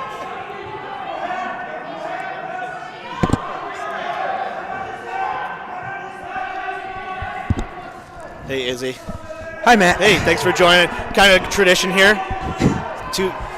We didn't do the duels last year, but we talked a couple, the last time we did this. Some good wrestling. We got Newfane up 12-0 after 2 weights. Buttery's out there now, and he's already looking for a pin. Not to get on with business here, but this would be a big result. We saw Falconer go up 18-0 in the last match. Newfane could go up 18-0 here. Yeah, Newfane's throwing haymakers right now. Yeah, I know. We all know the Newfane coaches, and we all know Mr. Coach Uchinsky, pretty high-strung, been sitting around thinking about this one all day. It looks like the moves they've made with Kellison going up to 110 was a pretty good start for them. That was a huge win for that little guy. 7th grader, wrestling 110, putting additional weight on against a sophomore. Absolutely enormous result for them. Yeah, he was making sure he was above the minimum weight. Yeah. And exactly. Yeah, he made it with plenty to spare. Good. Let's see, Buttery, 35 seconds here. With Buttery. Oh boy, he's in trouble. Yeah. I think by all accounts, Newfane was expecting a pin here. Bloomberg is tough, but Buttery, knows what the deal is with Yeah, this. Buttery's, for a 9th grader, for sure. He's already a crusty veteran. Oh yeah, exactly. Wow. Oh man, Bloomberg is just fighting to not give up the pin. Good effort from both of these guys. Oh, good nice effort by fight. Bloomberg. No pin. Buttery, had him down there for quite some time, but that's good effort from Vinny Bloomberg there to not give it up.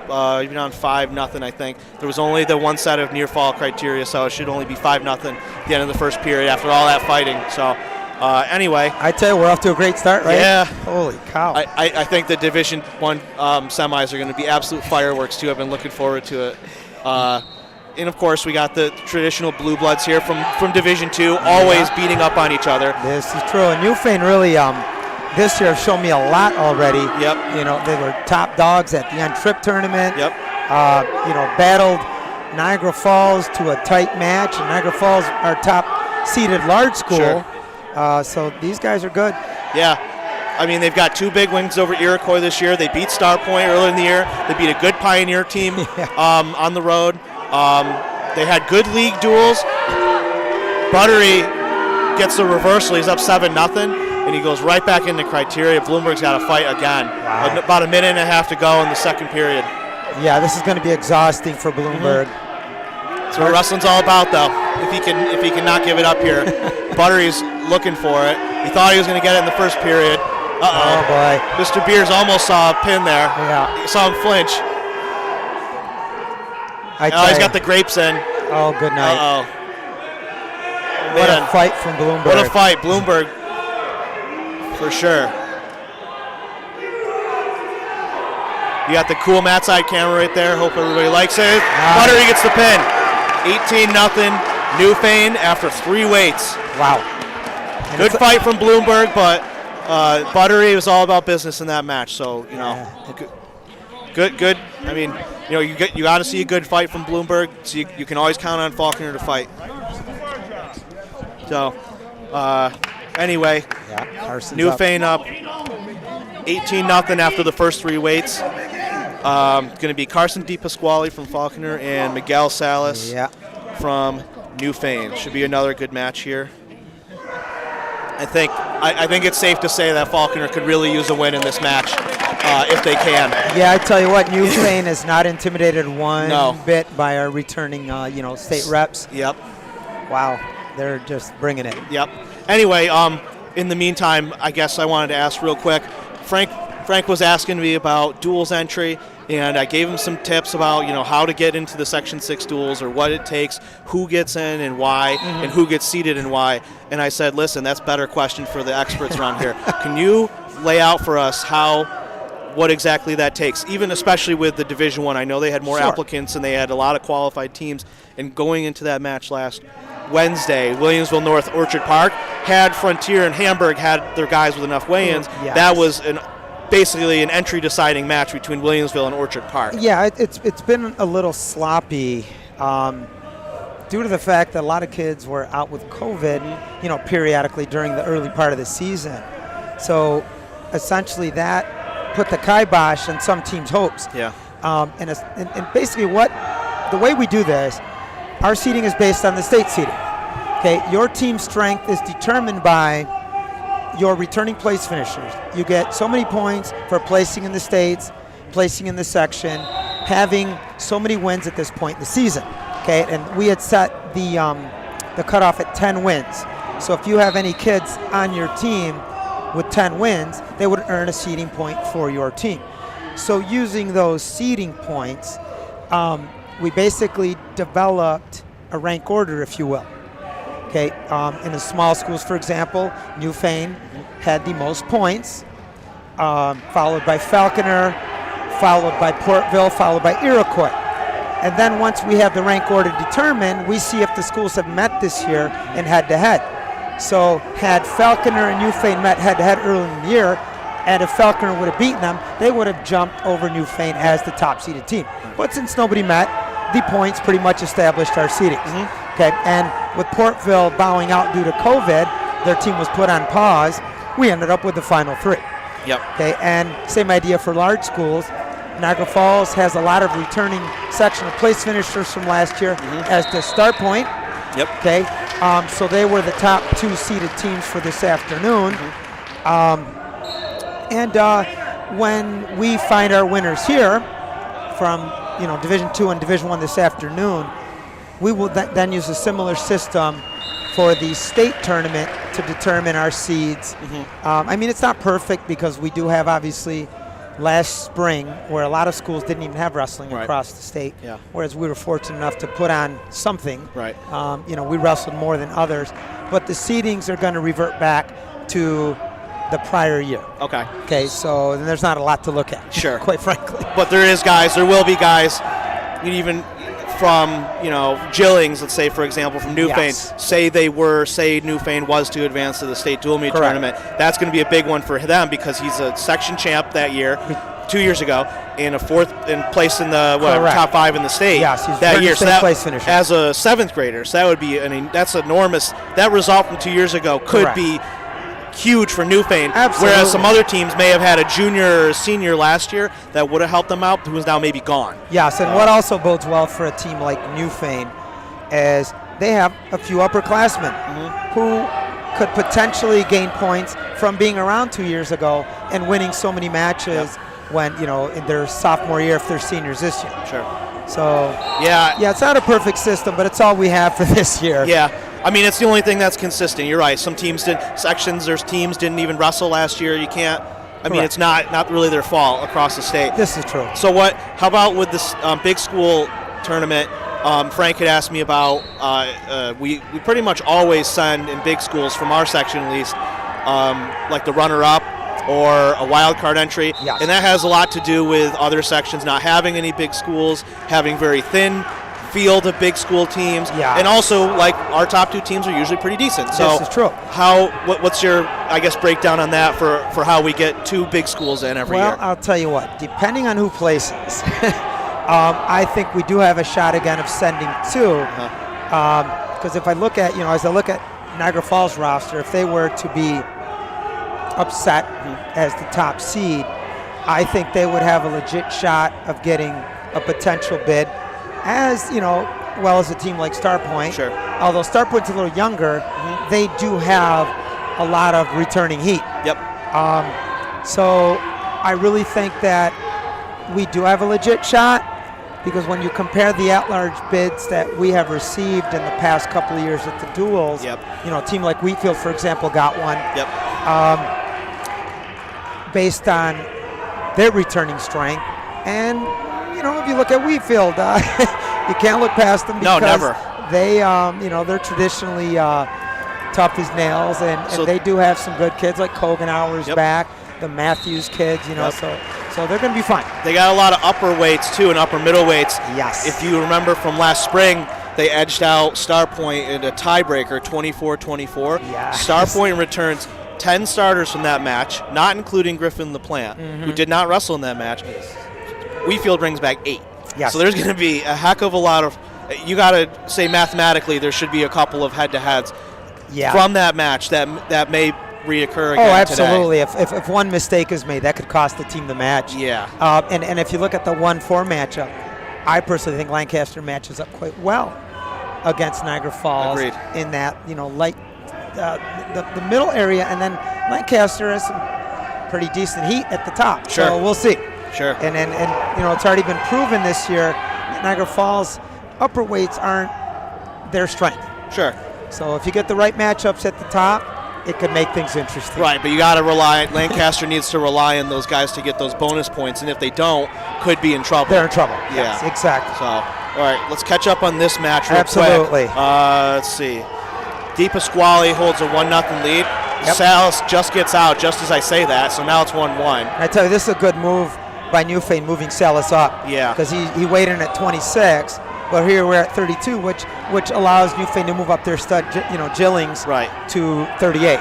So Gilly will go 38. Most likely. Or Huntington. Well, I think he would have to move Huntington up to 45 because Gillings doesn't qualify for it. No, you have to. So we could see what's happening Gillings, there. Huntington, and we'll see who Falconer sends. Falconer has a ton of guys weighed in from 102 to 152, and then they get a little thinner and have to bump in the upper weights. But they sent out all their guys in the first match against Iroquois at weight, which is nice. There's another escape. Have that depth. So that's another escape for Green. For Newfane, for Newfane, Salas, 2-1. Falconer desperately needs a win in this match if they can get it. So third period, Salas has the lead, 2-1. Oh, I didn't realize how late it was. Man, that's a big result right there. De Pasquale's got to get going if he's going to do something here. Like I said, this is a huge. Oh! Watch out. 2 seconds left. I don't know if that's going to be enough time for De Pasquale, but he'll try. If we know Falconer, they don't go down without a fight. No, they do not. Oh. Drew has those kids coached well. Yep. That's going to be a decision win for Salas. Wow. 21-0 Newfane after 4 weight classes. We started at 102. That's huge. Huge result. I mean, Newfane could potentially close the door in the next because Gillings and Huntington are 21-0 with Gillings and Huntington on deck. Oof.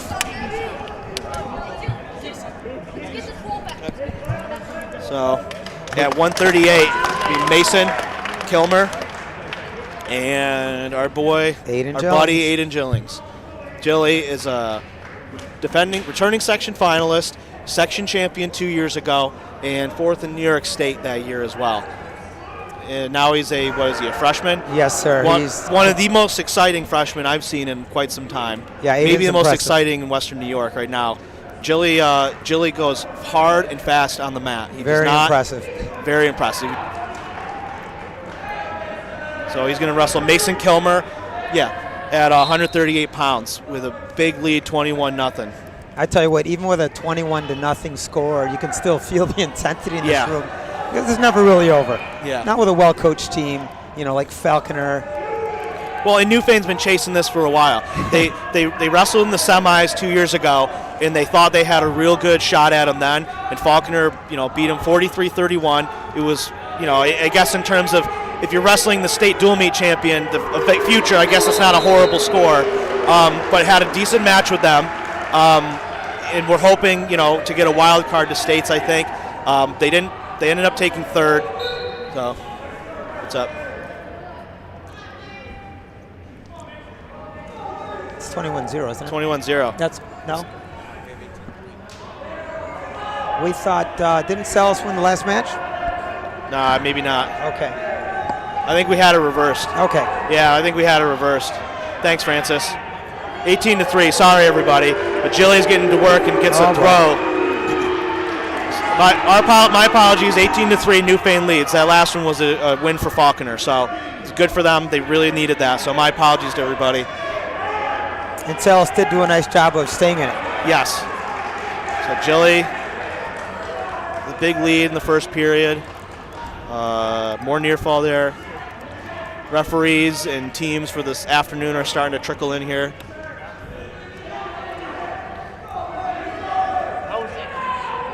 Yeah, I wish I could stay for the full run of the afternoon bouts. I unfortunately have a commitment this afternoon that I cannot break. It's all good. Oh. But my man Mike D will take care of business. Yeah, he got it. He got us. All right, so. Aiden on the attack, still trying to work the bar half series here. Looks like he lost the bar on this side. Kilmer doing a good job to fight him off. I think he knows what he's probably been told what he's up against. Falconer guys don't sugarcoat really much. Yeah. They'll let you know.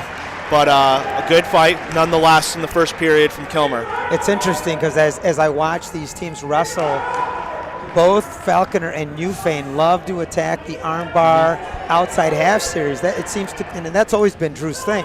They pound the bars, and looks like Newfane is so far giving them a little bit of their own medicine at this point. Sure. And you know what's nice about it too is they're aggressive with it. You know, you see too often guys trying it out there. If you're going to use a bar in a half series, you need to be serious about it and use it in a way, obviously.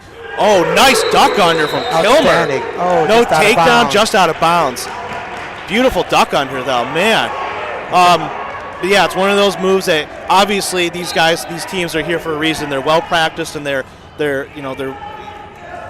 know how to wrestle, so they know how to use that series in a way that's not only effective in terms of getting pins and near fall points, but so that they don't constantly get stopped for potentially dangerous situations, because that's just a killer. If angles in physics come into a lot with that kind of series, and if you get a good bar and a half on and you take it too far, you go too far below the elbow, and you constantly get in a potentially dangerous situation, you never get to work with it. There's two. There's two from Jilly. Tell you, like how Jilly just constantly attacks. Yep. Stays in Kilmer's chest, and crowd's ahead. He's looking for a half on the other side, maybe as a distraction. He's staying over that near leg, getting it a little high, but he's got the wrist nearby. He's blocking the near leg. There's the jump. Yep. Potentially dangerous situation. So Mr. Beer stops it. He'll restart with Jilly on top. He's in major decision territory now with an 8-0 lead.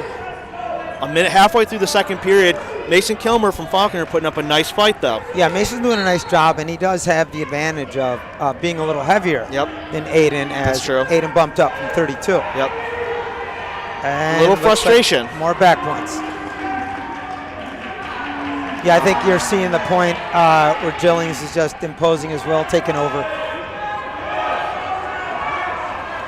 Imposing as well while still working for a pin. You know, he's smart enough as a wrestling, someone who knows how to wrestle, to know how important the bonus point is in this match. Yeah, so he'll be upset with himself if he doesn't get a pin, I think. He's definitely aware of the score. But and now he gets it. Outstanding. So good, nice pin by Jilly. It's gonna be another 6 points. Be 27-3. Going into 145 pounds with a Newfane lead. And I think we'll see Adam Huntington. We'll see a good one here, Adam Huntington and Austin Chase. Yeah, once again, it's more Newfane, tough kid. Austin Chase has been around. Yeah, Chase was on that team that won the state title a few years ago. Yes, he was. They got a bunch of guys back, Falconer does, from that team. Chase, Little, Stein, Kyle Keefe. Morrison's, at least one of them. Yeah, and those kids are all starting to come up. So we'll see if Newfane can spread the gap a little more here, because they're going to need it. Yep. Yeah, a pin here from Huntington is going to, if he were to pin in this match, that would be. I'm not sure what else Falconer can do, but Chase here, I mean, I think they're safe to say they could really rely on a win here. Actually, if I remember correctly, these two met at the Linda Canutula Memorial Tournament a few weeks ago, and I believe, I forget which one of them won, but it was like a 1-0 win. I think it was in favor of, Chase. Okay. Yeah, I didn't see the match. Yeah. I did see how Newfane did as a team. Yeah. Let me go back to that, actually, because these two met, and I had my eye on it. And after the match, I looked at both coaching staffs, and they both knew that, could see the implications down the road, going into this match, and that they'd probably meet up again. So, Let me find that result, actually. Either way, Chase, a junior, 14-1 this season. I think he would have won that match because he took third at Linda Canoodle tournament, so he would have had to lose somewhere along the way. Yeah, this is true. So I believe he won that match. I'll check. And then Huntington has been around a while. He's a state placer, not a state placer, section placer from 2 years ago, but didn't place last year. Okay. So that probably came into the equation when it came to their seating mechanics for this, that Huntington placed in the section as a sophomore, but not as a junior. Correct. So that would have benefited big time. Is this 145?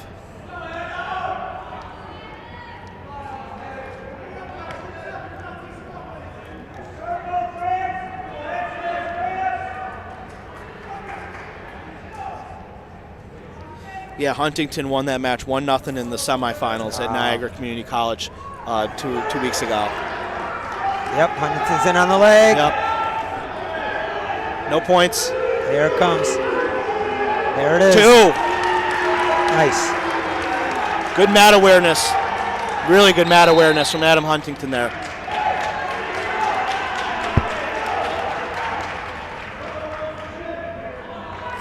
So Huntington with a 2-0 lead. First period winding to a close. Huntington's a senior, 15-3 overall this season. He's been in this lineup for a number of years. Maybe since he was a 7th or 8th grader. He's been around a while. That's one of those names where you see every year. Yep. Oh, second period. Huntington down. Austin Chase from Falconer on top.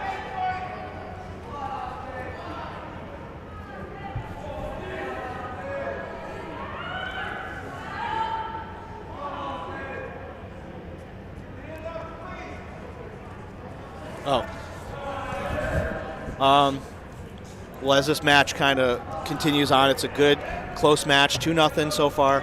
Want to make use of your good time here. So we talked about the duels. Are there any new considerations, for I guess the state individual tournament we should know about in terms of seeding, or is that going to be the same way as the duels? We're going to refer to 2 years ago.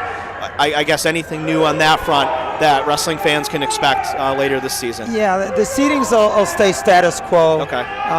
We do have a few returning state place finishers from 2 years ago. And as far as state seedings go, we also use points for section champs from this year. We probably won't be able to use anything from last year, as most sections didn't have any sectional championships. Some sections didn't wrestle at all. Right. But the seeding will be pretty much the same, our points-based system. And right now we're hoping to get there. Yep. We're pushing forward. Yeah. We have had a lot of sections across the state cancel events this past week due to COVID. Yeah. We've been fortunate in Western New York where we've had schools get hit with it, where so many kids are out, but we haven't had full programs really shut down. And I mean, Portville's not here today, but once again, they had enough kids dinged where it really wouldn't have made sense for them to show up today. But across the state, I tell you what, I think we're in as good a shape as anybody right now. I know that Long Island is struggling right now. Their numbers are much higher than ours as far as the COVID rate goes. And I did have a conversation, with some of the chairmen in our meeting the other day where they expressed the issues that they're dealing with. And there are a lot of shutdowns out there. So our kids have been fortunate that they've been able to compete. And once again, you got to be really careful that people don't get sick. But, let's hope that we can keep this thing heading forward as we get close to the state duels and then our individual postseason.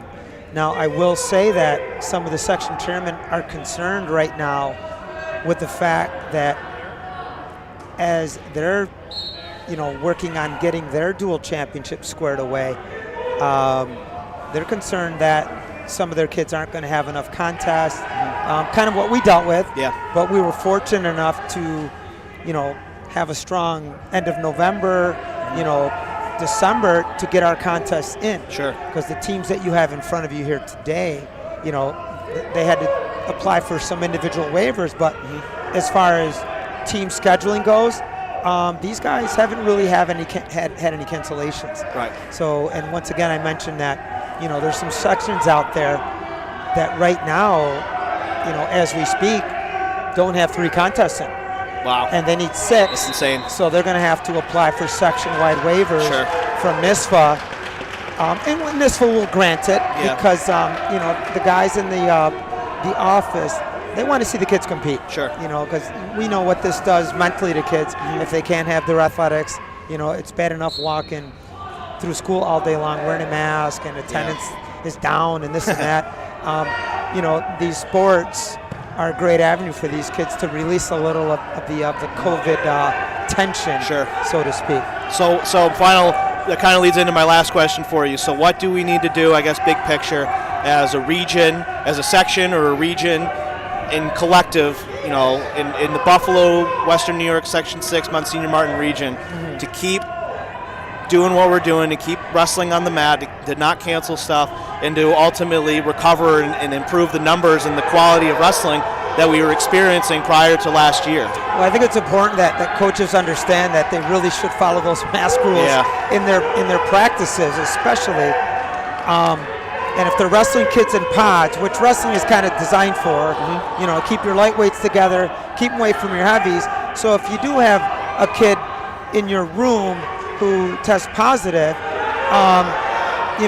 hopefully that if the other kids don't get dinged by the contact tracing and whatnot, you might lose 1 or 2 kids as opposed to your whole team.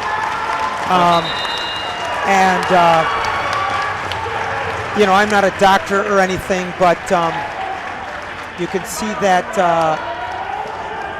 that teams are struggling across the state. Maybe not so much here, but it's an issue that it's a masking thing, and let's hope that collectively as a section, including our Catholic counterparts or independent schools, if we can keep the numbers down, we keep this thing rolling, because I haven't seen, once again, in our section, huge shutdowns compared to other sections. Yeah, I know the modified system took a toll, big time, and I'm hoping that can recover fast, because that's always the next wave of wrestlers coming through. But I know the quality of wrestling before, leading up to last year, and the toll that the COVID thing took on how we had a state dual meet champion. We had 4 teams at the state duels 2 years ago. We had a number of Division II underclassmen coming back for more wrestling especially in Division II, that placed in the state tournament that we missed out on last year. Where you see the effect of not having full wrestling seasons the last 2 years is those teams who were kind of middle of the road. Who were starting to develop programs, maybe had some young kids in, bringing those kids, teaching them a little bit more, learning more about this game. A lot of those kids got hurt from the COVID shutdowns because they lost 2 years, let's face it, and they're starting rock bottom again.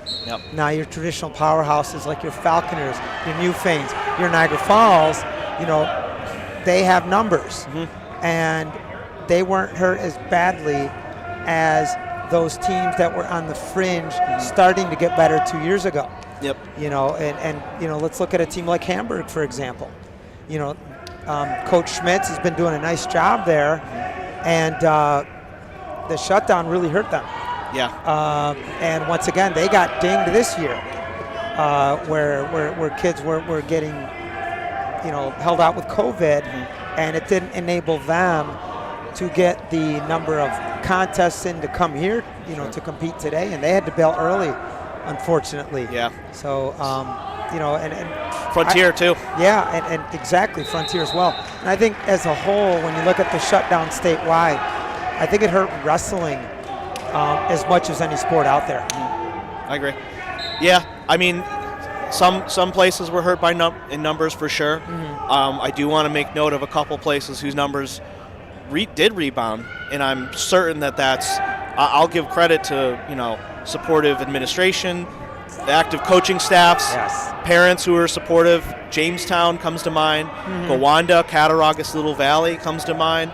A lot of the small schools in the Niagara-Orleans League have good numbers right now. Chautauqua Lake is doing well. So there are a number of schools where, and that energy is hard to find, and it takes a lot of effort when it comes to putting not just a winning team on the map, but even just a full roster, even with 13 weight classes now. So do want to shout out those places. Yeah, and I'll definitely give a shout out to Kenny Rowe and his crew out at Chautauqua. Oh, yeah. They're as good as any team here. They wrestled Wheatfield earlier in the season, one of our better large schools, and defeated them. And then over Christmas break, lost a three-pointer. So, and Chautauqua's not here because they do host a tournament that's important to them on this weekend. And, they were caught between a rock and a hard place. For sure. And I think to keep their program going, they decided to host their tournament, which is very important to them, and I don't blame them one bit. Sure. And there's a lot of tradition there, and there's a lot of, the schools down there with Westfield. Ripley doesn't have its own district, and it's only an elementary school, and they're trying to keep together, fragments of, schools or that don't necessarily exist at their own high school anymore, and they're trying to centralize that area. I think they have wrestlers from 5 or 6 different schools, 4 or 5 at least schools, Westfield, Panama, Clymer, Chautauqua Lake, and even without big enrollments at those places, I mean, their enrollments combined are smaller than a lot of big schools around the Buffalo area. So, you do. I give them a lot of credit as well. I have a lot absolutely. I'm a small school guy originally, so I got a lot of love for big districts with low numbers like that, being able to compete at the top level. So, anyway, I don't know how much more time you have. We appreciate you hopping on for sure. Thanks, Matt. Yeah, you got it. I'm going to get back out there and get Mike ready for the large schools because I do have to split after the wins. Okay. Appreciate you having me, bud. Of course, and we did see Adam Huntington in that last one hold on for a 4-0 win. Big result for them. Newfane's up 27-3. We're right about at the halfway point in the match. So, I mean, Newfane's got a couple of studs coming up still with the upper weights.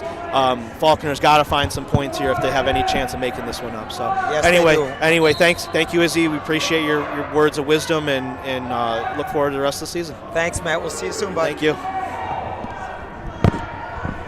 Thank you, man. Nice job. Appreciate it. Of course, anytime.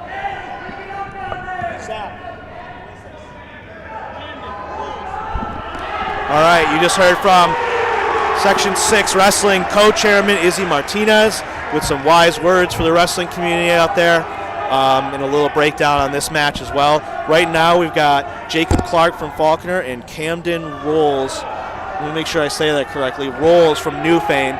Rolls up 4-3, 5-3 now at 152 pounds. Newfane has They've won 3 straight pins to start the match. 4 pins total, 5 wins. 4 pins out of 5 wins right now for a big 27-3 win. Frank, you're just rejoining me. Falconer has to find some points up in here somewhere. So I mean, especially with the upper 2 weights, Newfane has some star power there.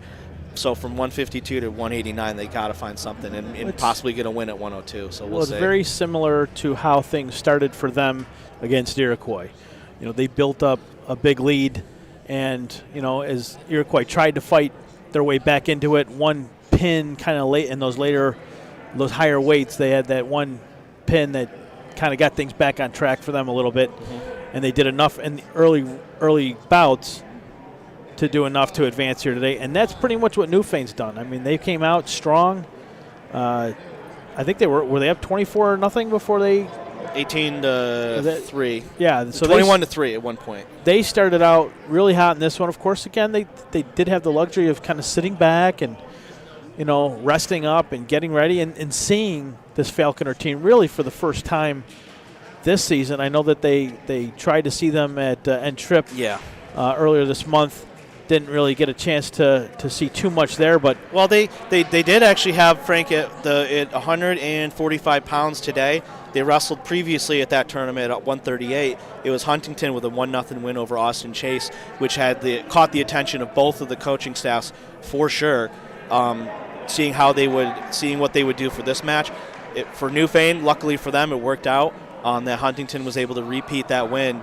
Because I know Falconer, they say, okay, fine, you may have won the battle, but we might win the war. But Huntington repeated with a nice quality win. He was ready to go. That first takedown he had on the boundary was awesome. Mat awareness, some of the best I've seen. But that's an experienced wrestler. Huntington's been in this lineup for years. He's just a name you constantly see. Finally, a senior, much to the pleasure, I'm sure, of their league rivals and sectional dual meet championship rivals. But so you have Matt. Who's on the mat right now for Newfane and Falconer? Right now for Falconer, it's Jacob Clark. We saw him in the first match, and Camden Rolls from Newfane. And Rolls, it's 5-5 tie match, second period. Francis and Tom are doing a good job on the scoreboard, keeping it up to date so I can just run my mouth.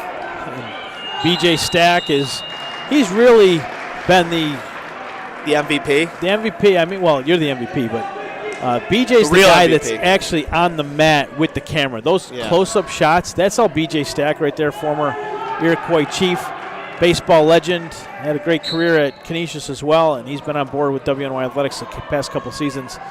And great camera work. He's right in the action. I mean, he's almost as close to these. He's going to get in there for an armbar soon.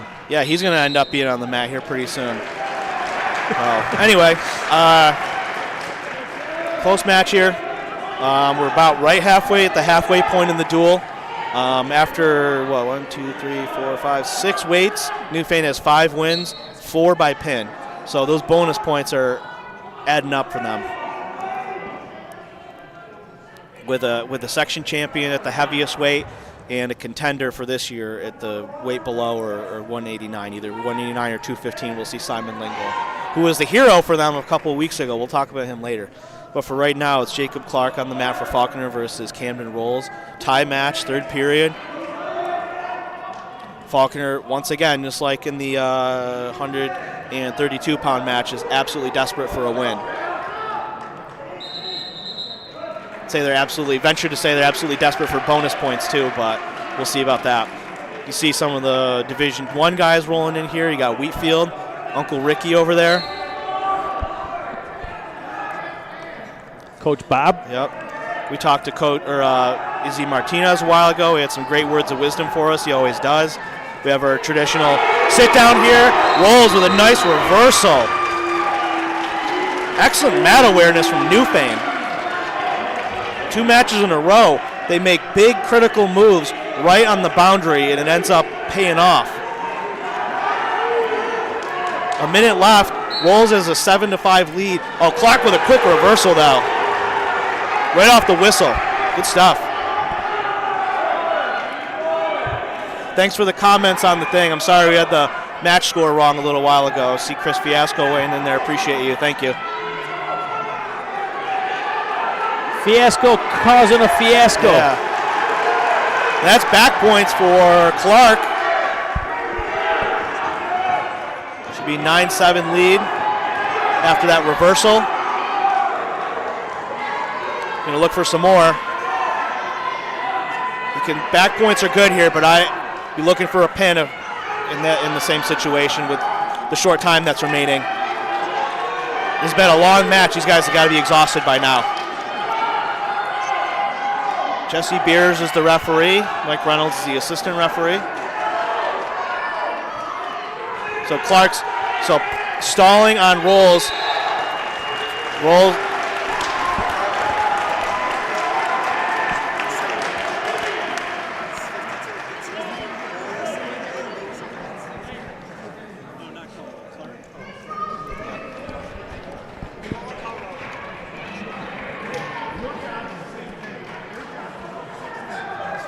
So Newfane with another. So Falconer with a win there. I'm sorry, Falconer with the big win there to kind of dig into that deficit. Dalton Caldwell is going to get another shot today. lost an earlier match against Iroquois on a pin. Very rare pin.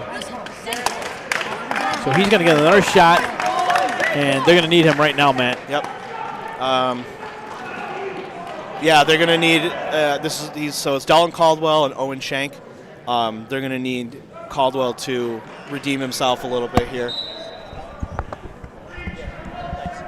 Yeah, they're going to have to rely on Caldwell here to redeem himself if they have any chance to win this duel. But he gets right to work. It's a nice takedown. Less than 10 seconds into the period.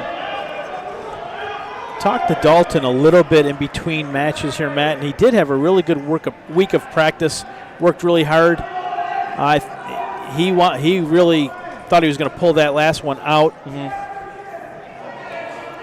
Yeah, it was tough, but luckily it didn't come down to that match against Iroquois, that result and that individual bout. It didn't decide really the match, and he has a chance to make right on it now. I'm sure he's been told that by his coaches. Newfane's here looking for their first ever Section 6 dual meet title. Falconer's looking for their third, fourth, fifth, 10th, third. I can't count that high. Yeah. They've never lost. They've 9-1 here overall in the four competed duels we've had. Falconer is. The only loss was that 1 year in that first season against Pioneer, their old rivals from the Southern Tier. Rolls weighed in at 153.6 earlier, 153.2, excuse me. I had asked Izzy earlier, I said, hey, Izzy, can we get in there for the weigh-ins, man, like they do MMA? Yeah, he said, are you kidding? I didn't let the coaches in. Yeah. Good luck. Caldwell trying to turn him. He's in control, 4-1. He's trying to run around the head. He gets the leverage he needs. He's wrestling Owen Shank from Newfane.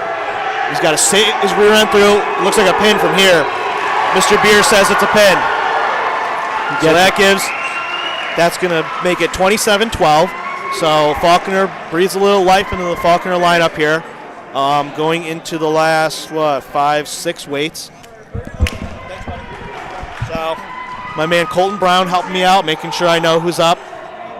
Brody Little is on deck here for the Golden Falcons. Little has been around quite some time as well. There's a number of guys in that lineup for them that have been around, that were on that team that won the state title in 2020. Let's see what Newfane does. We're right in front of them. Coaches are talking right now. I don't think they're going to make a change here, Matt. Could they? They're trying to decide who they're going to send out. So they're going to have either Doxy or Shank Miller. Or Miller. No, Shank just wrestled. I'm sorry. Colin, Doxy, or Cade Miller is going to go out here, depending on who Falconer sends. So we move into that 172. So they forfeit to him. Wow, okay. So they forfeit to Little. And that's going to make this a match, 27-18. Wow. So now it's going to be Falconer's choice to who to send out. And kind of a little bit surprising Matt, there. But question there. So Matt, were they doing that in an attempt to not have a pinfall? Well, they figured, I think, that they would get pinned there anyway, regardless of who they sent out. So I think that they are going to say, we're just going to cut our losses, move up, get a matchup that we want, rather than give up, a 6 that we may probably be giving up to Brody Little. So they're going to send Cade Miller out to wrestle Devin Morrison at 189. So I would say that that's more or less of, we're going to cut our losses here. We're going to get the better matchup that we think could either, we could win or cut into the team score, mitigate them from getting, 2 pins in a row. But Devin Morrison's on the mat now for Falconer versus Cade Miller, and Devin Morrison's fired up. Oh, he's looking for a pin already. He's got that corkscrew finish on top. He's going to walk around the head and try to settle his weight. This could be huge, Frank. We're making a match out of this one.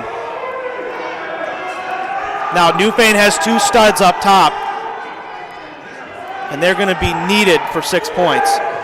If Morrison gets a pin here, that's going to be really change things.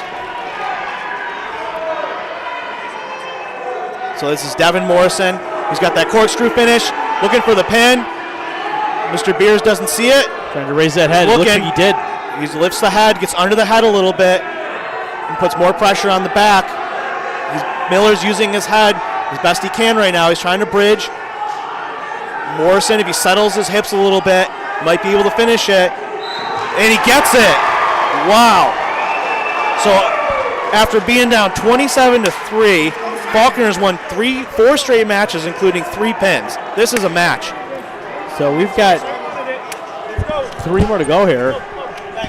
And we're going to see how this strategy played out for Newfane after forfeiting the 172. The 172 weight. We'll see how things eventually play out here. But like you said, Newfane's going to need a pin or one of these big guys to step up. So they're going to send Simon Lingle at 215. And Falconer will send Kyle Keefe. We didn't see him in the first match, but we'll see him now. So this will be a big one, Frank. This is going to be a big match. I think I'll go out on a limb here and say, let's see. You hear the crowd getting fired up. It's 2 89-pounders going against each other. So it's an even match at 215. No weight advantage here. They both weighed in at 189. This is going to could decide the outcome of this entire dual meet in this match right here, Frank. It could. We will see, but it could.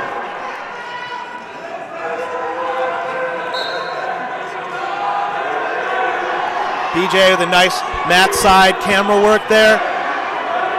Going up top here. Lingle with the double underhooks. There's already a stalling warning on Keefe for backing out of bounds, whether he was pushed or not. Not a judgment now. Referee says that's a stalling warning. Both these guys, football players, linebackers for their respective football teams in the fall. Keefe, a senior, 20-5 record this year. Lingle, one of the top contenders at 189 pounds. Also a senior, 15-1 this season, a returning sectional place winner from the spring. So 2 very evenly matched wrestlers here. This is a duel we are looking forward to, I think. Newfane hanging on with the 27-24 win after Falconer storms back to come within reach, a one-match reach of the Panthers. Out of bounds. No points so far, only a stalling warning on Keefe.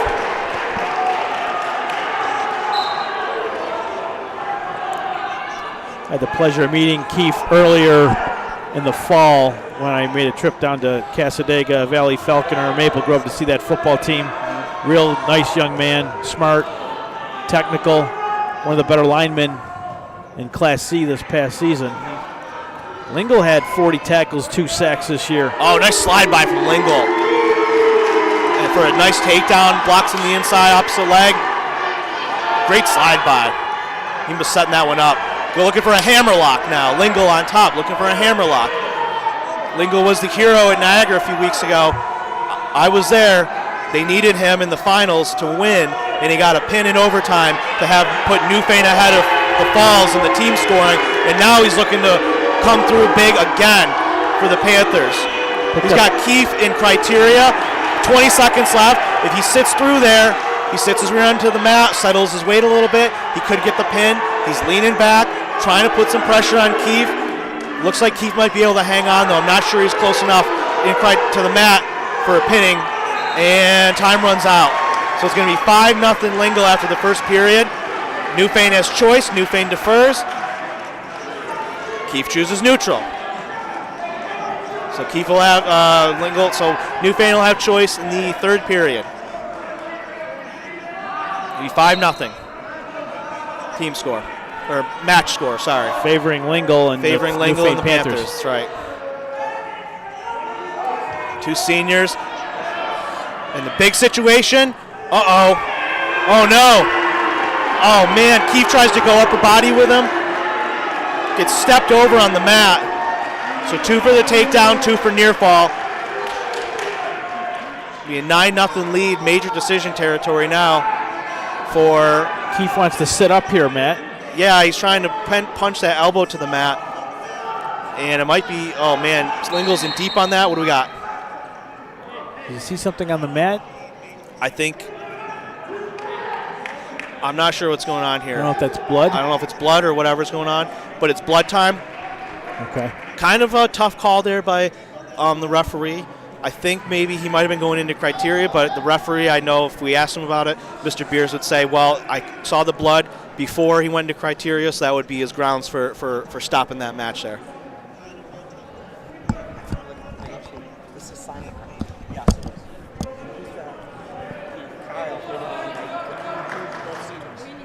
So officials and coaches are cleaning up the mat a little bit there before we resume match here. Lingle leading Keefe 9-0 in a very important match. Panthers leading the way 27-24, and O'Rourke's prediction earlier of that 102 bout with J.J. Lachinsky, a Newfane, is definitely going to play a role here in the outcome. Matt, your predictions are coming true, buddy. Yeah, I had a tough time with all the predictions this weekend, or for today. I think the Division One matches, I think, in the semifinals are going to be absolute death matches, honestly. But anyway, let's focus on Division II for now, for our friends down in Falconer and Newfane, Cassadaga Valley, and all over the place.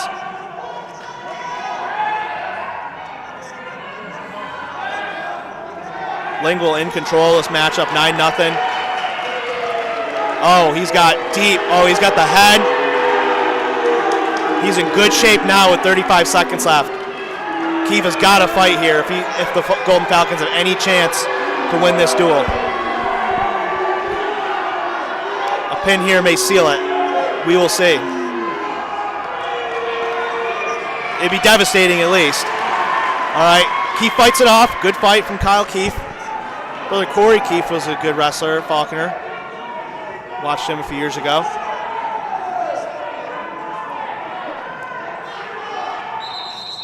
And we're not neutral, so he's go out of bounds before there's any change awarded. So Keefe will start down still. Lingle has a 12-0 lead. Caution on Falconer.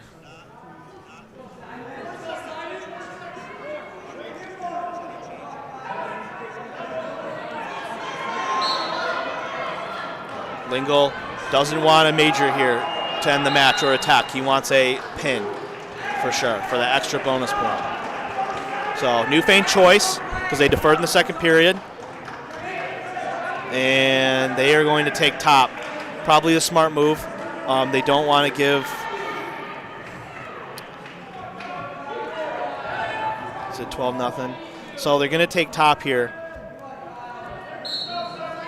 I think they're going to want to stay in control and work for a pin here. I don't think they're going to want to, play the game of, let's go neutral, let's possibly get tossed. I think this is where Newfane wants to finish this match right here. And Lingle absolutely dominates right off the whistle.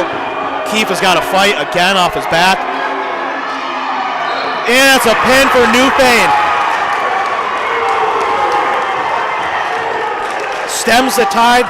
Falconer had won 4 straight matches. Lingle gets the momentum back.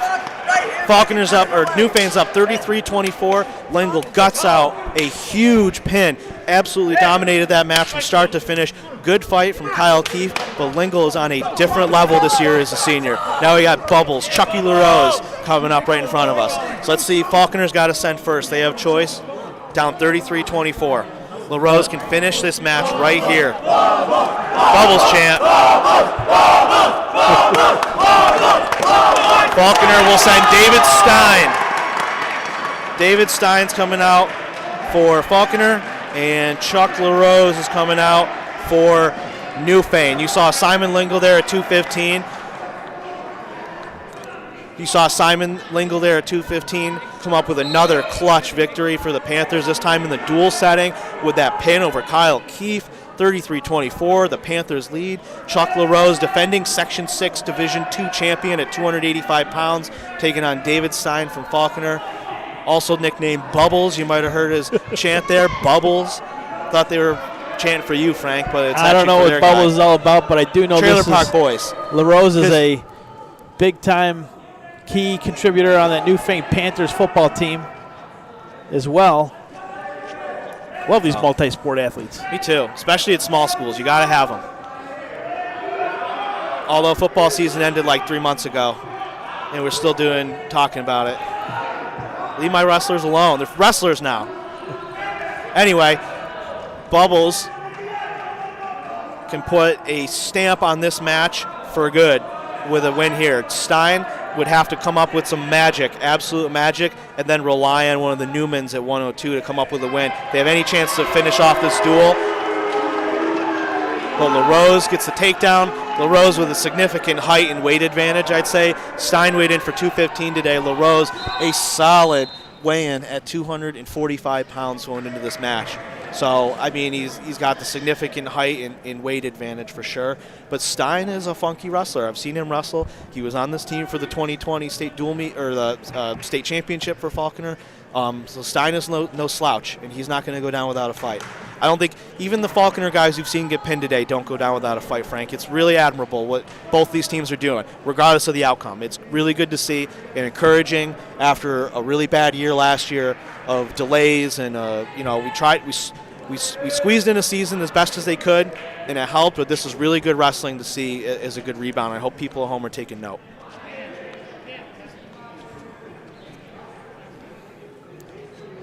Some of the large schools that are going to be squaring off this afternoon are here. Obviously, the host Lancaster Legends have been here pretty much throughout the day. As you mentioned, Niagara Wheatfield strolled in about a half hour ago. And they wrestled last night. So they're Wheatfield ready was to the go. third seed for the Division I tournament. Took down the upstart Williamsville Northeast Spartans.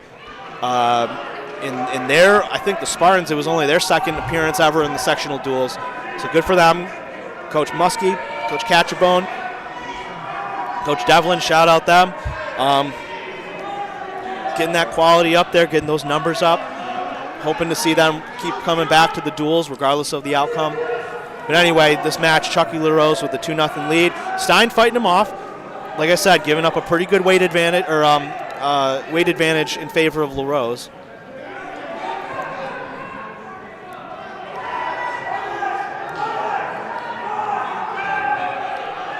And now he might come through big. He's got him here, Matt. This is a tough position. Was a timeout? Time was out. The referee's going to say time was out. Mr. Beers gets up and says, no. Mr. Beers is going to say, I was hit with a towel before I called the pin, and I trust his judgment. And it looks like more blood time. When you get into these. Yep. So Newfane thought they had a pin there, but I know that Mr. Beers is going to say, no, I believe I was hit with the towel before I slapped the mat, so I'm going to call that off, and we're going to go on to the third period with LaRose leading. Should be 4-0 now. LaRose is the one that's getting some medical assistance. Yeah. He opened up a cut somewhere. So we'll wait for them to take care of that before they get back on the mat. We're in period 2 now.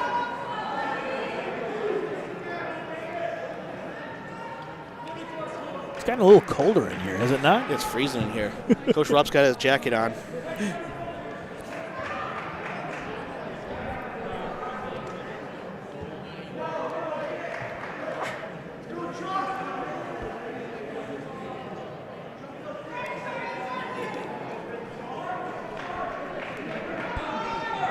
Western New York Athletics will be out again next week. Tom Prince back in the fold. He was out for a couple of weeks battling a well-known virus, but he's back and at it next week. He's got a schedule Monday. Looks like he'll be out Monday, Wednesday, and Friday with basketball. We'll have our Thursday night hockey crew, Hockey Night in the Fed from Northtown Center. First game at 4:30, the girls, and then 2 boys Fed games after that. We'll see what we can do maybe next Saturday, what's going on. Or we can add to the lineup. Yeah, we're looking at maybe the ECIC tournament. We got sectional tournaments coming up. We got good dual meets coming up. Maybe a Monsignor Martin showdown somewhere mixed in there. Our friends in the Catholic schools. So we will maybe venture up to the Niagara County line to catch the Niagara Cup, Niagara Wheatfield, Niagara Falls. Hopefully maybe on the 19th. once again, it looks like that match will come down to decide the winner. I mean, we could even see a matchup here today. Say the Falls and Wheatfield both win their semifinal matches. So we will check it out either way, and we'll let you know. Always exciting Niagara Cup this year. It's going to be at Niagara Falls. Also, they usually wrestle their matches in their auxiliary, like their field house wrestling room thing. They usually change it over to the high school gym because it's such a big local rivalry with a ton of fans and a ton of hype around that match. So we will get on to the Division I teams after the result of this one. I think we're going to start at 2 o'clock for that, Frank, right? Division I wrestling begins at 2 p.m., finals at 4 p.m. The large school link is on WY Athletics homepage. Please follow that. We will have the semifinals going simultaneously, I believe, Frank. Free wrestling? Come on. Free wrestling. Everybody loves free wrestling.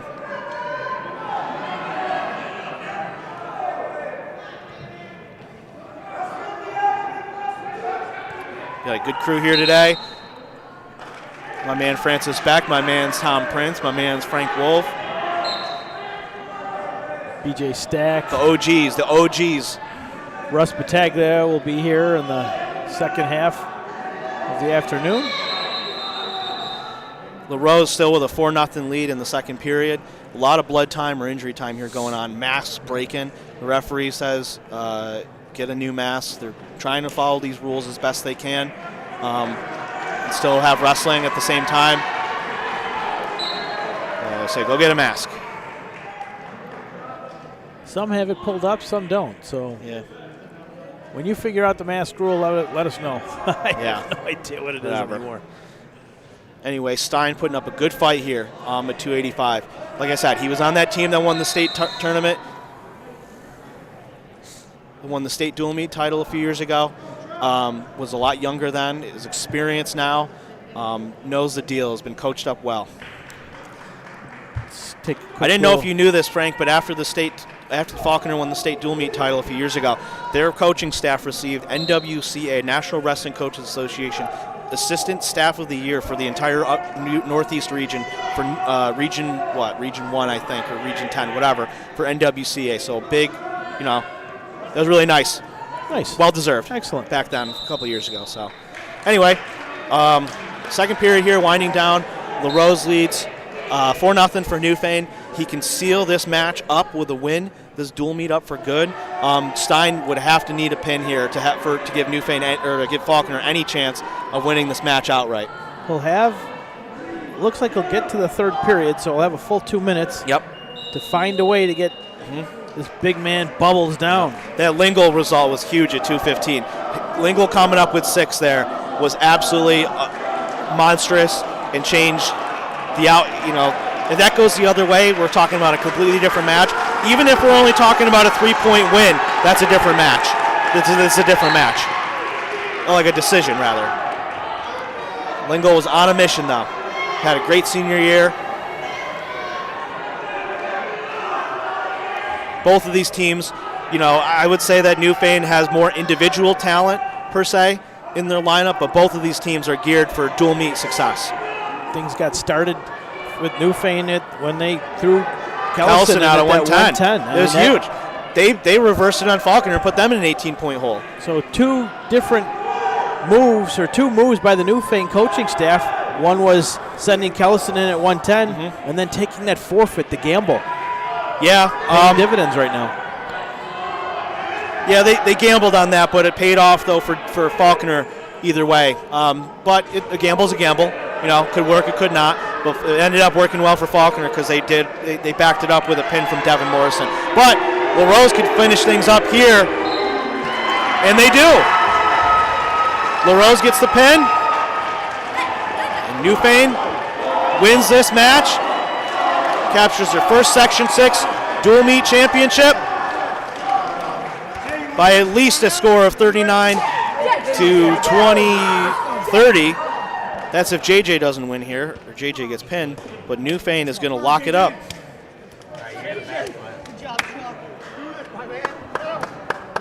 Does Falconer send their guy? It looks like I think they do.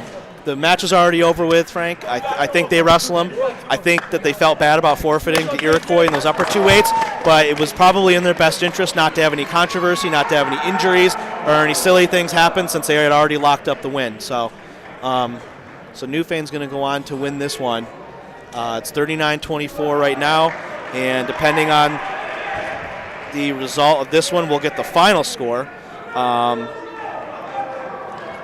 But a good performance by Newfane. I'm really not surprised, I'll say. Falconer is always going to be in the mix here.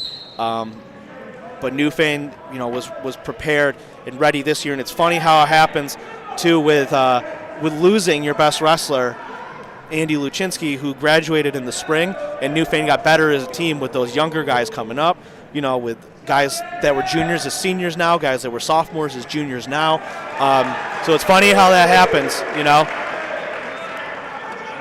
And it always seems to happen. It's happened to Falconer for years. There was a couple years ago, they had 3 or 4 guys as the top 2 or 3 seed in the state tournament.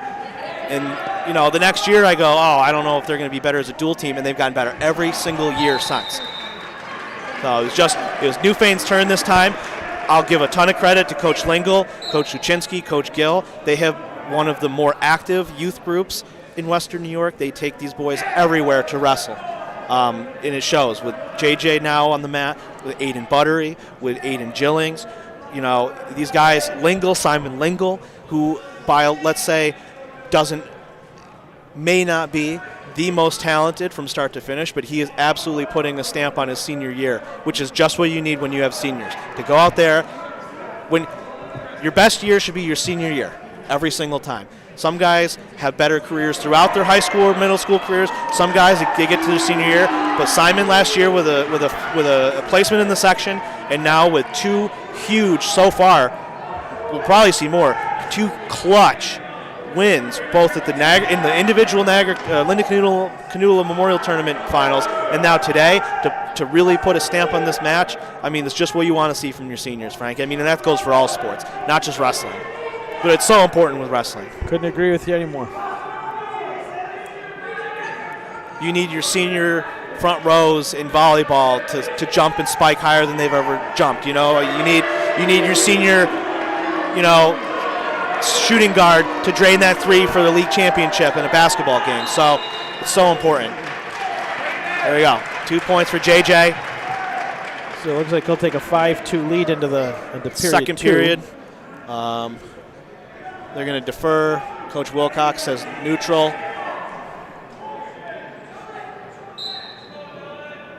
For Dylan Newman. This is Dylan Newman.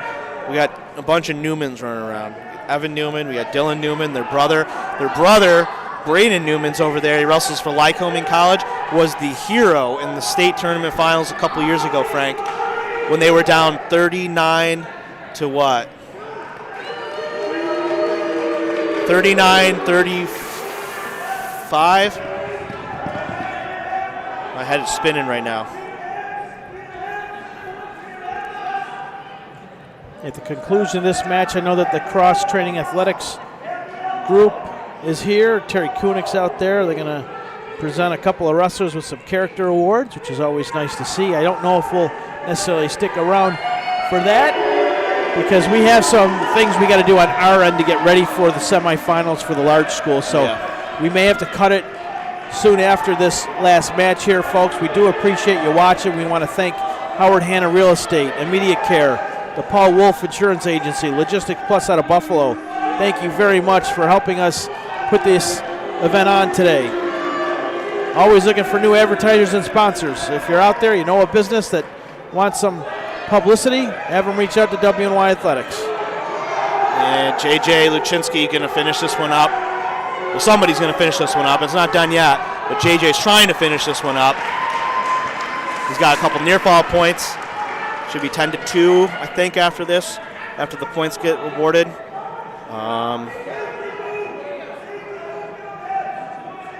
Newfane's going to obviously captures the title here.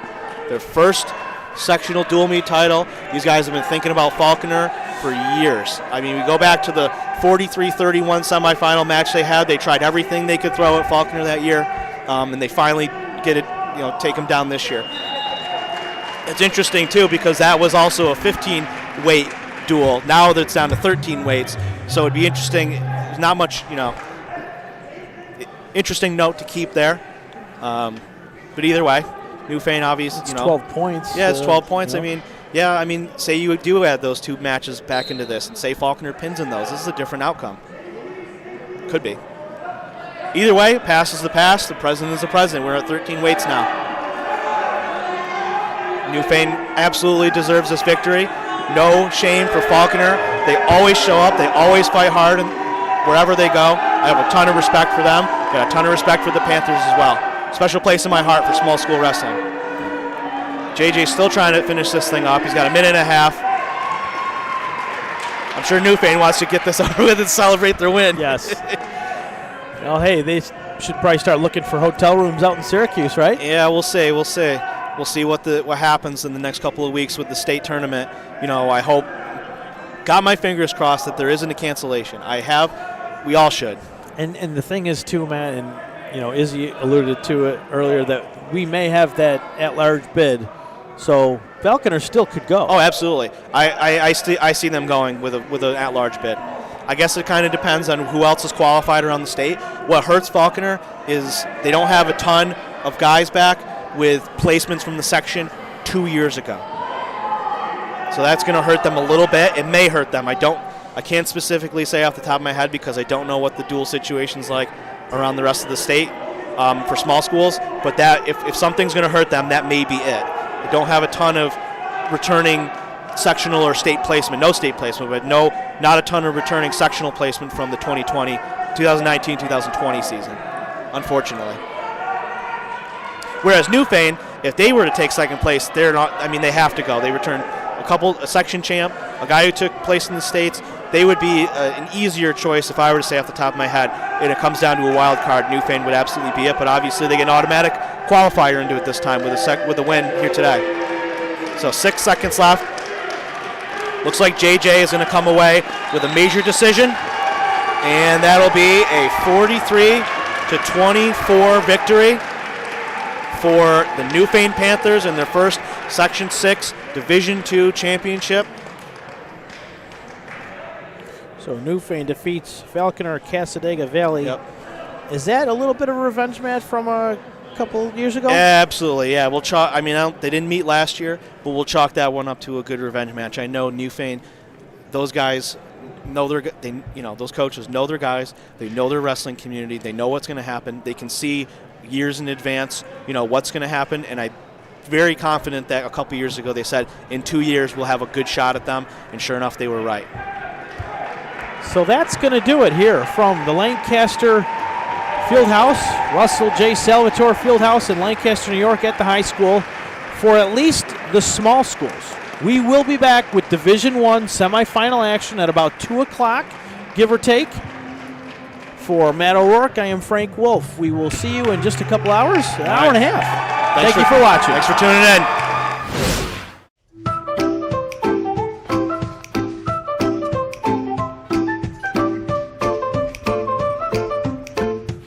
The most prepared moms experience the unexpected. When you do, we're here for you. When you're ready to buy a home,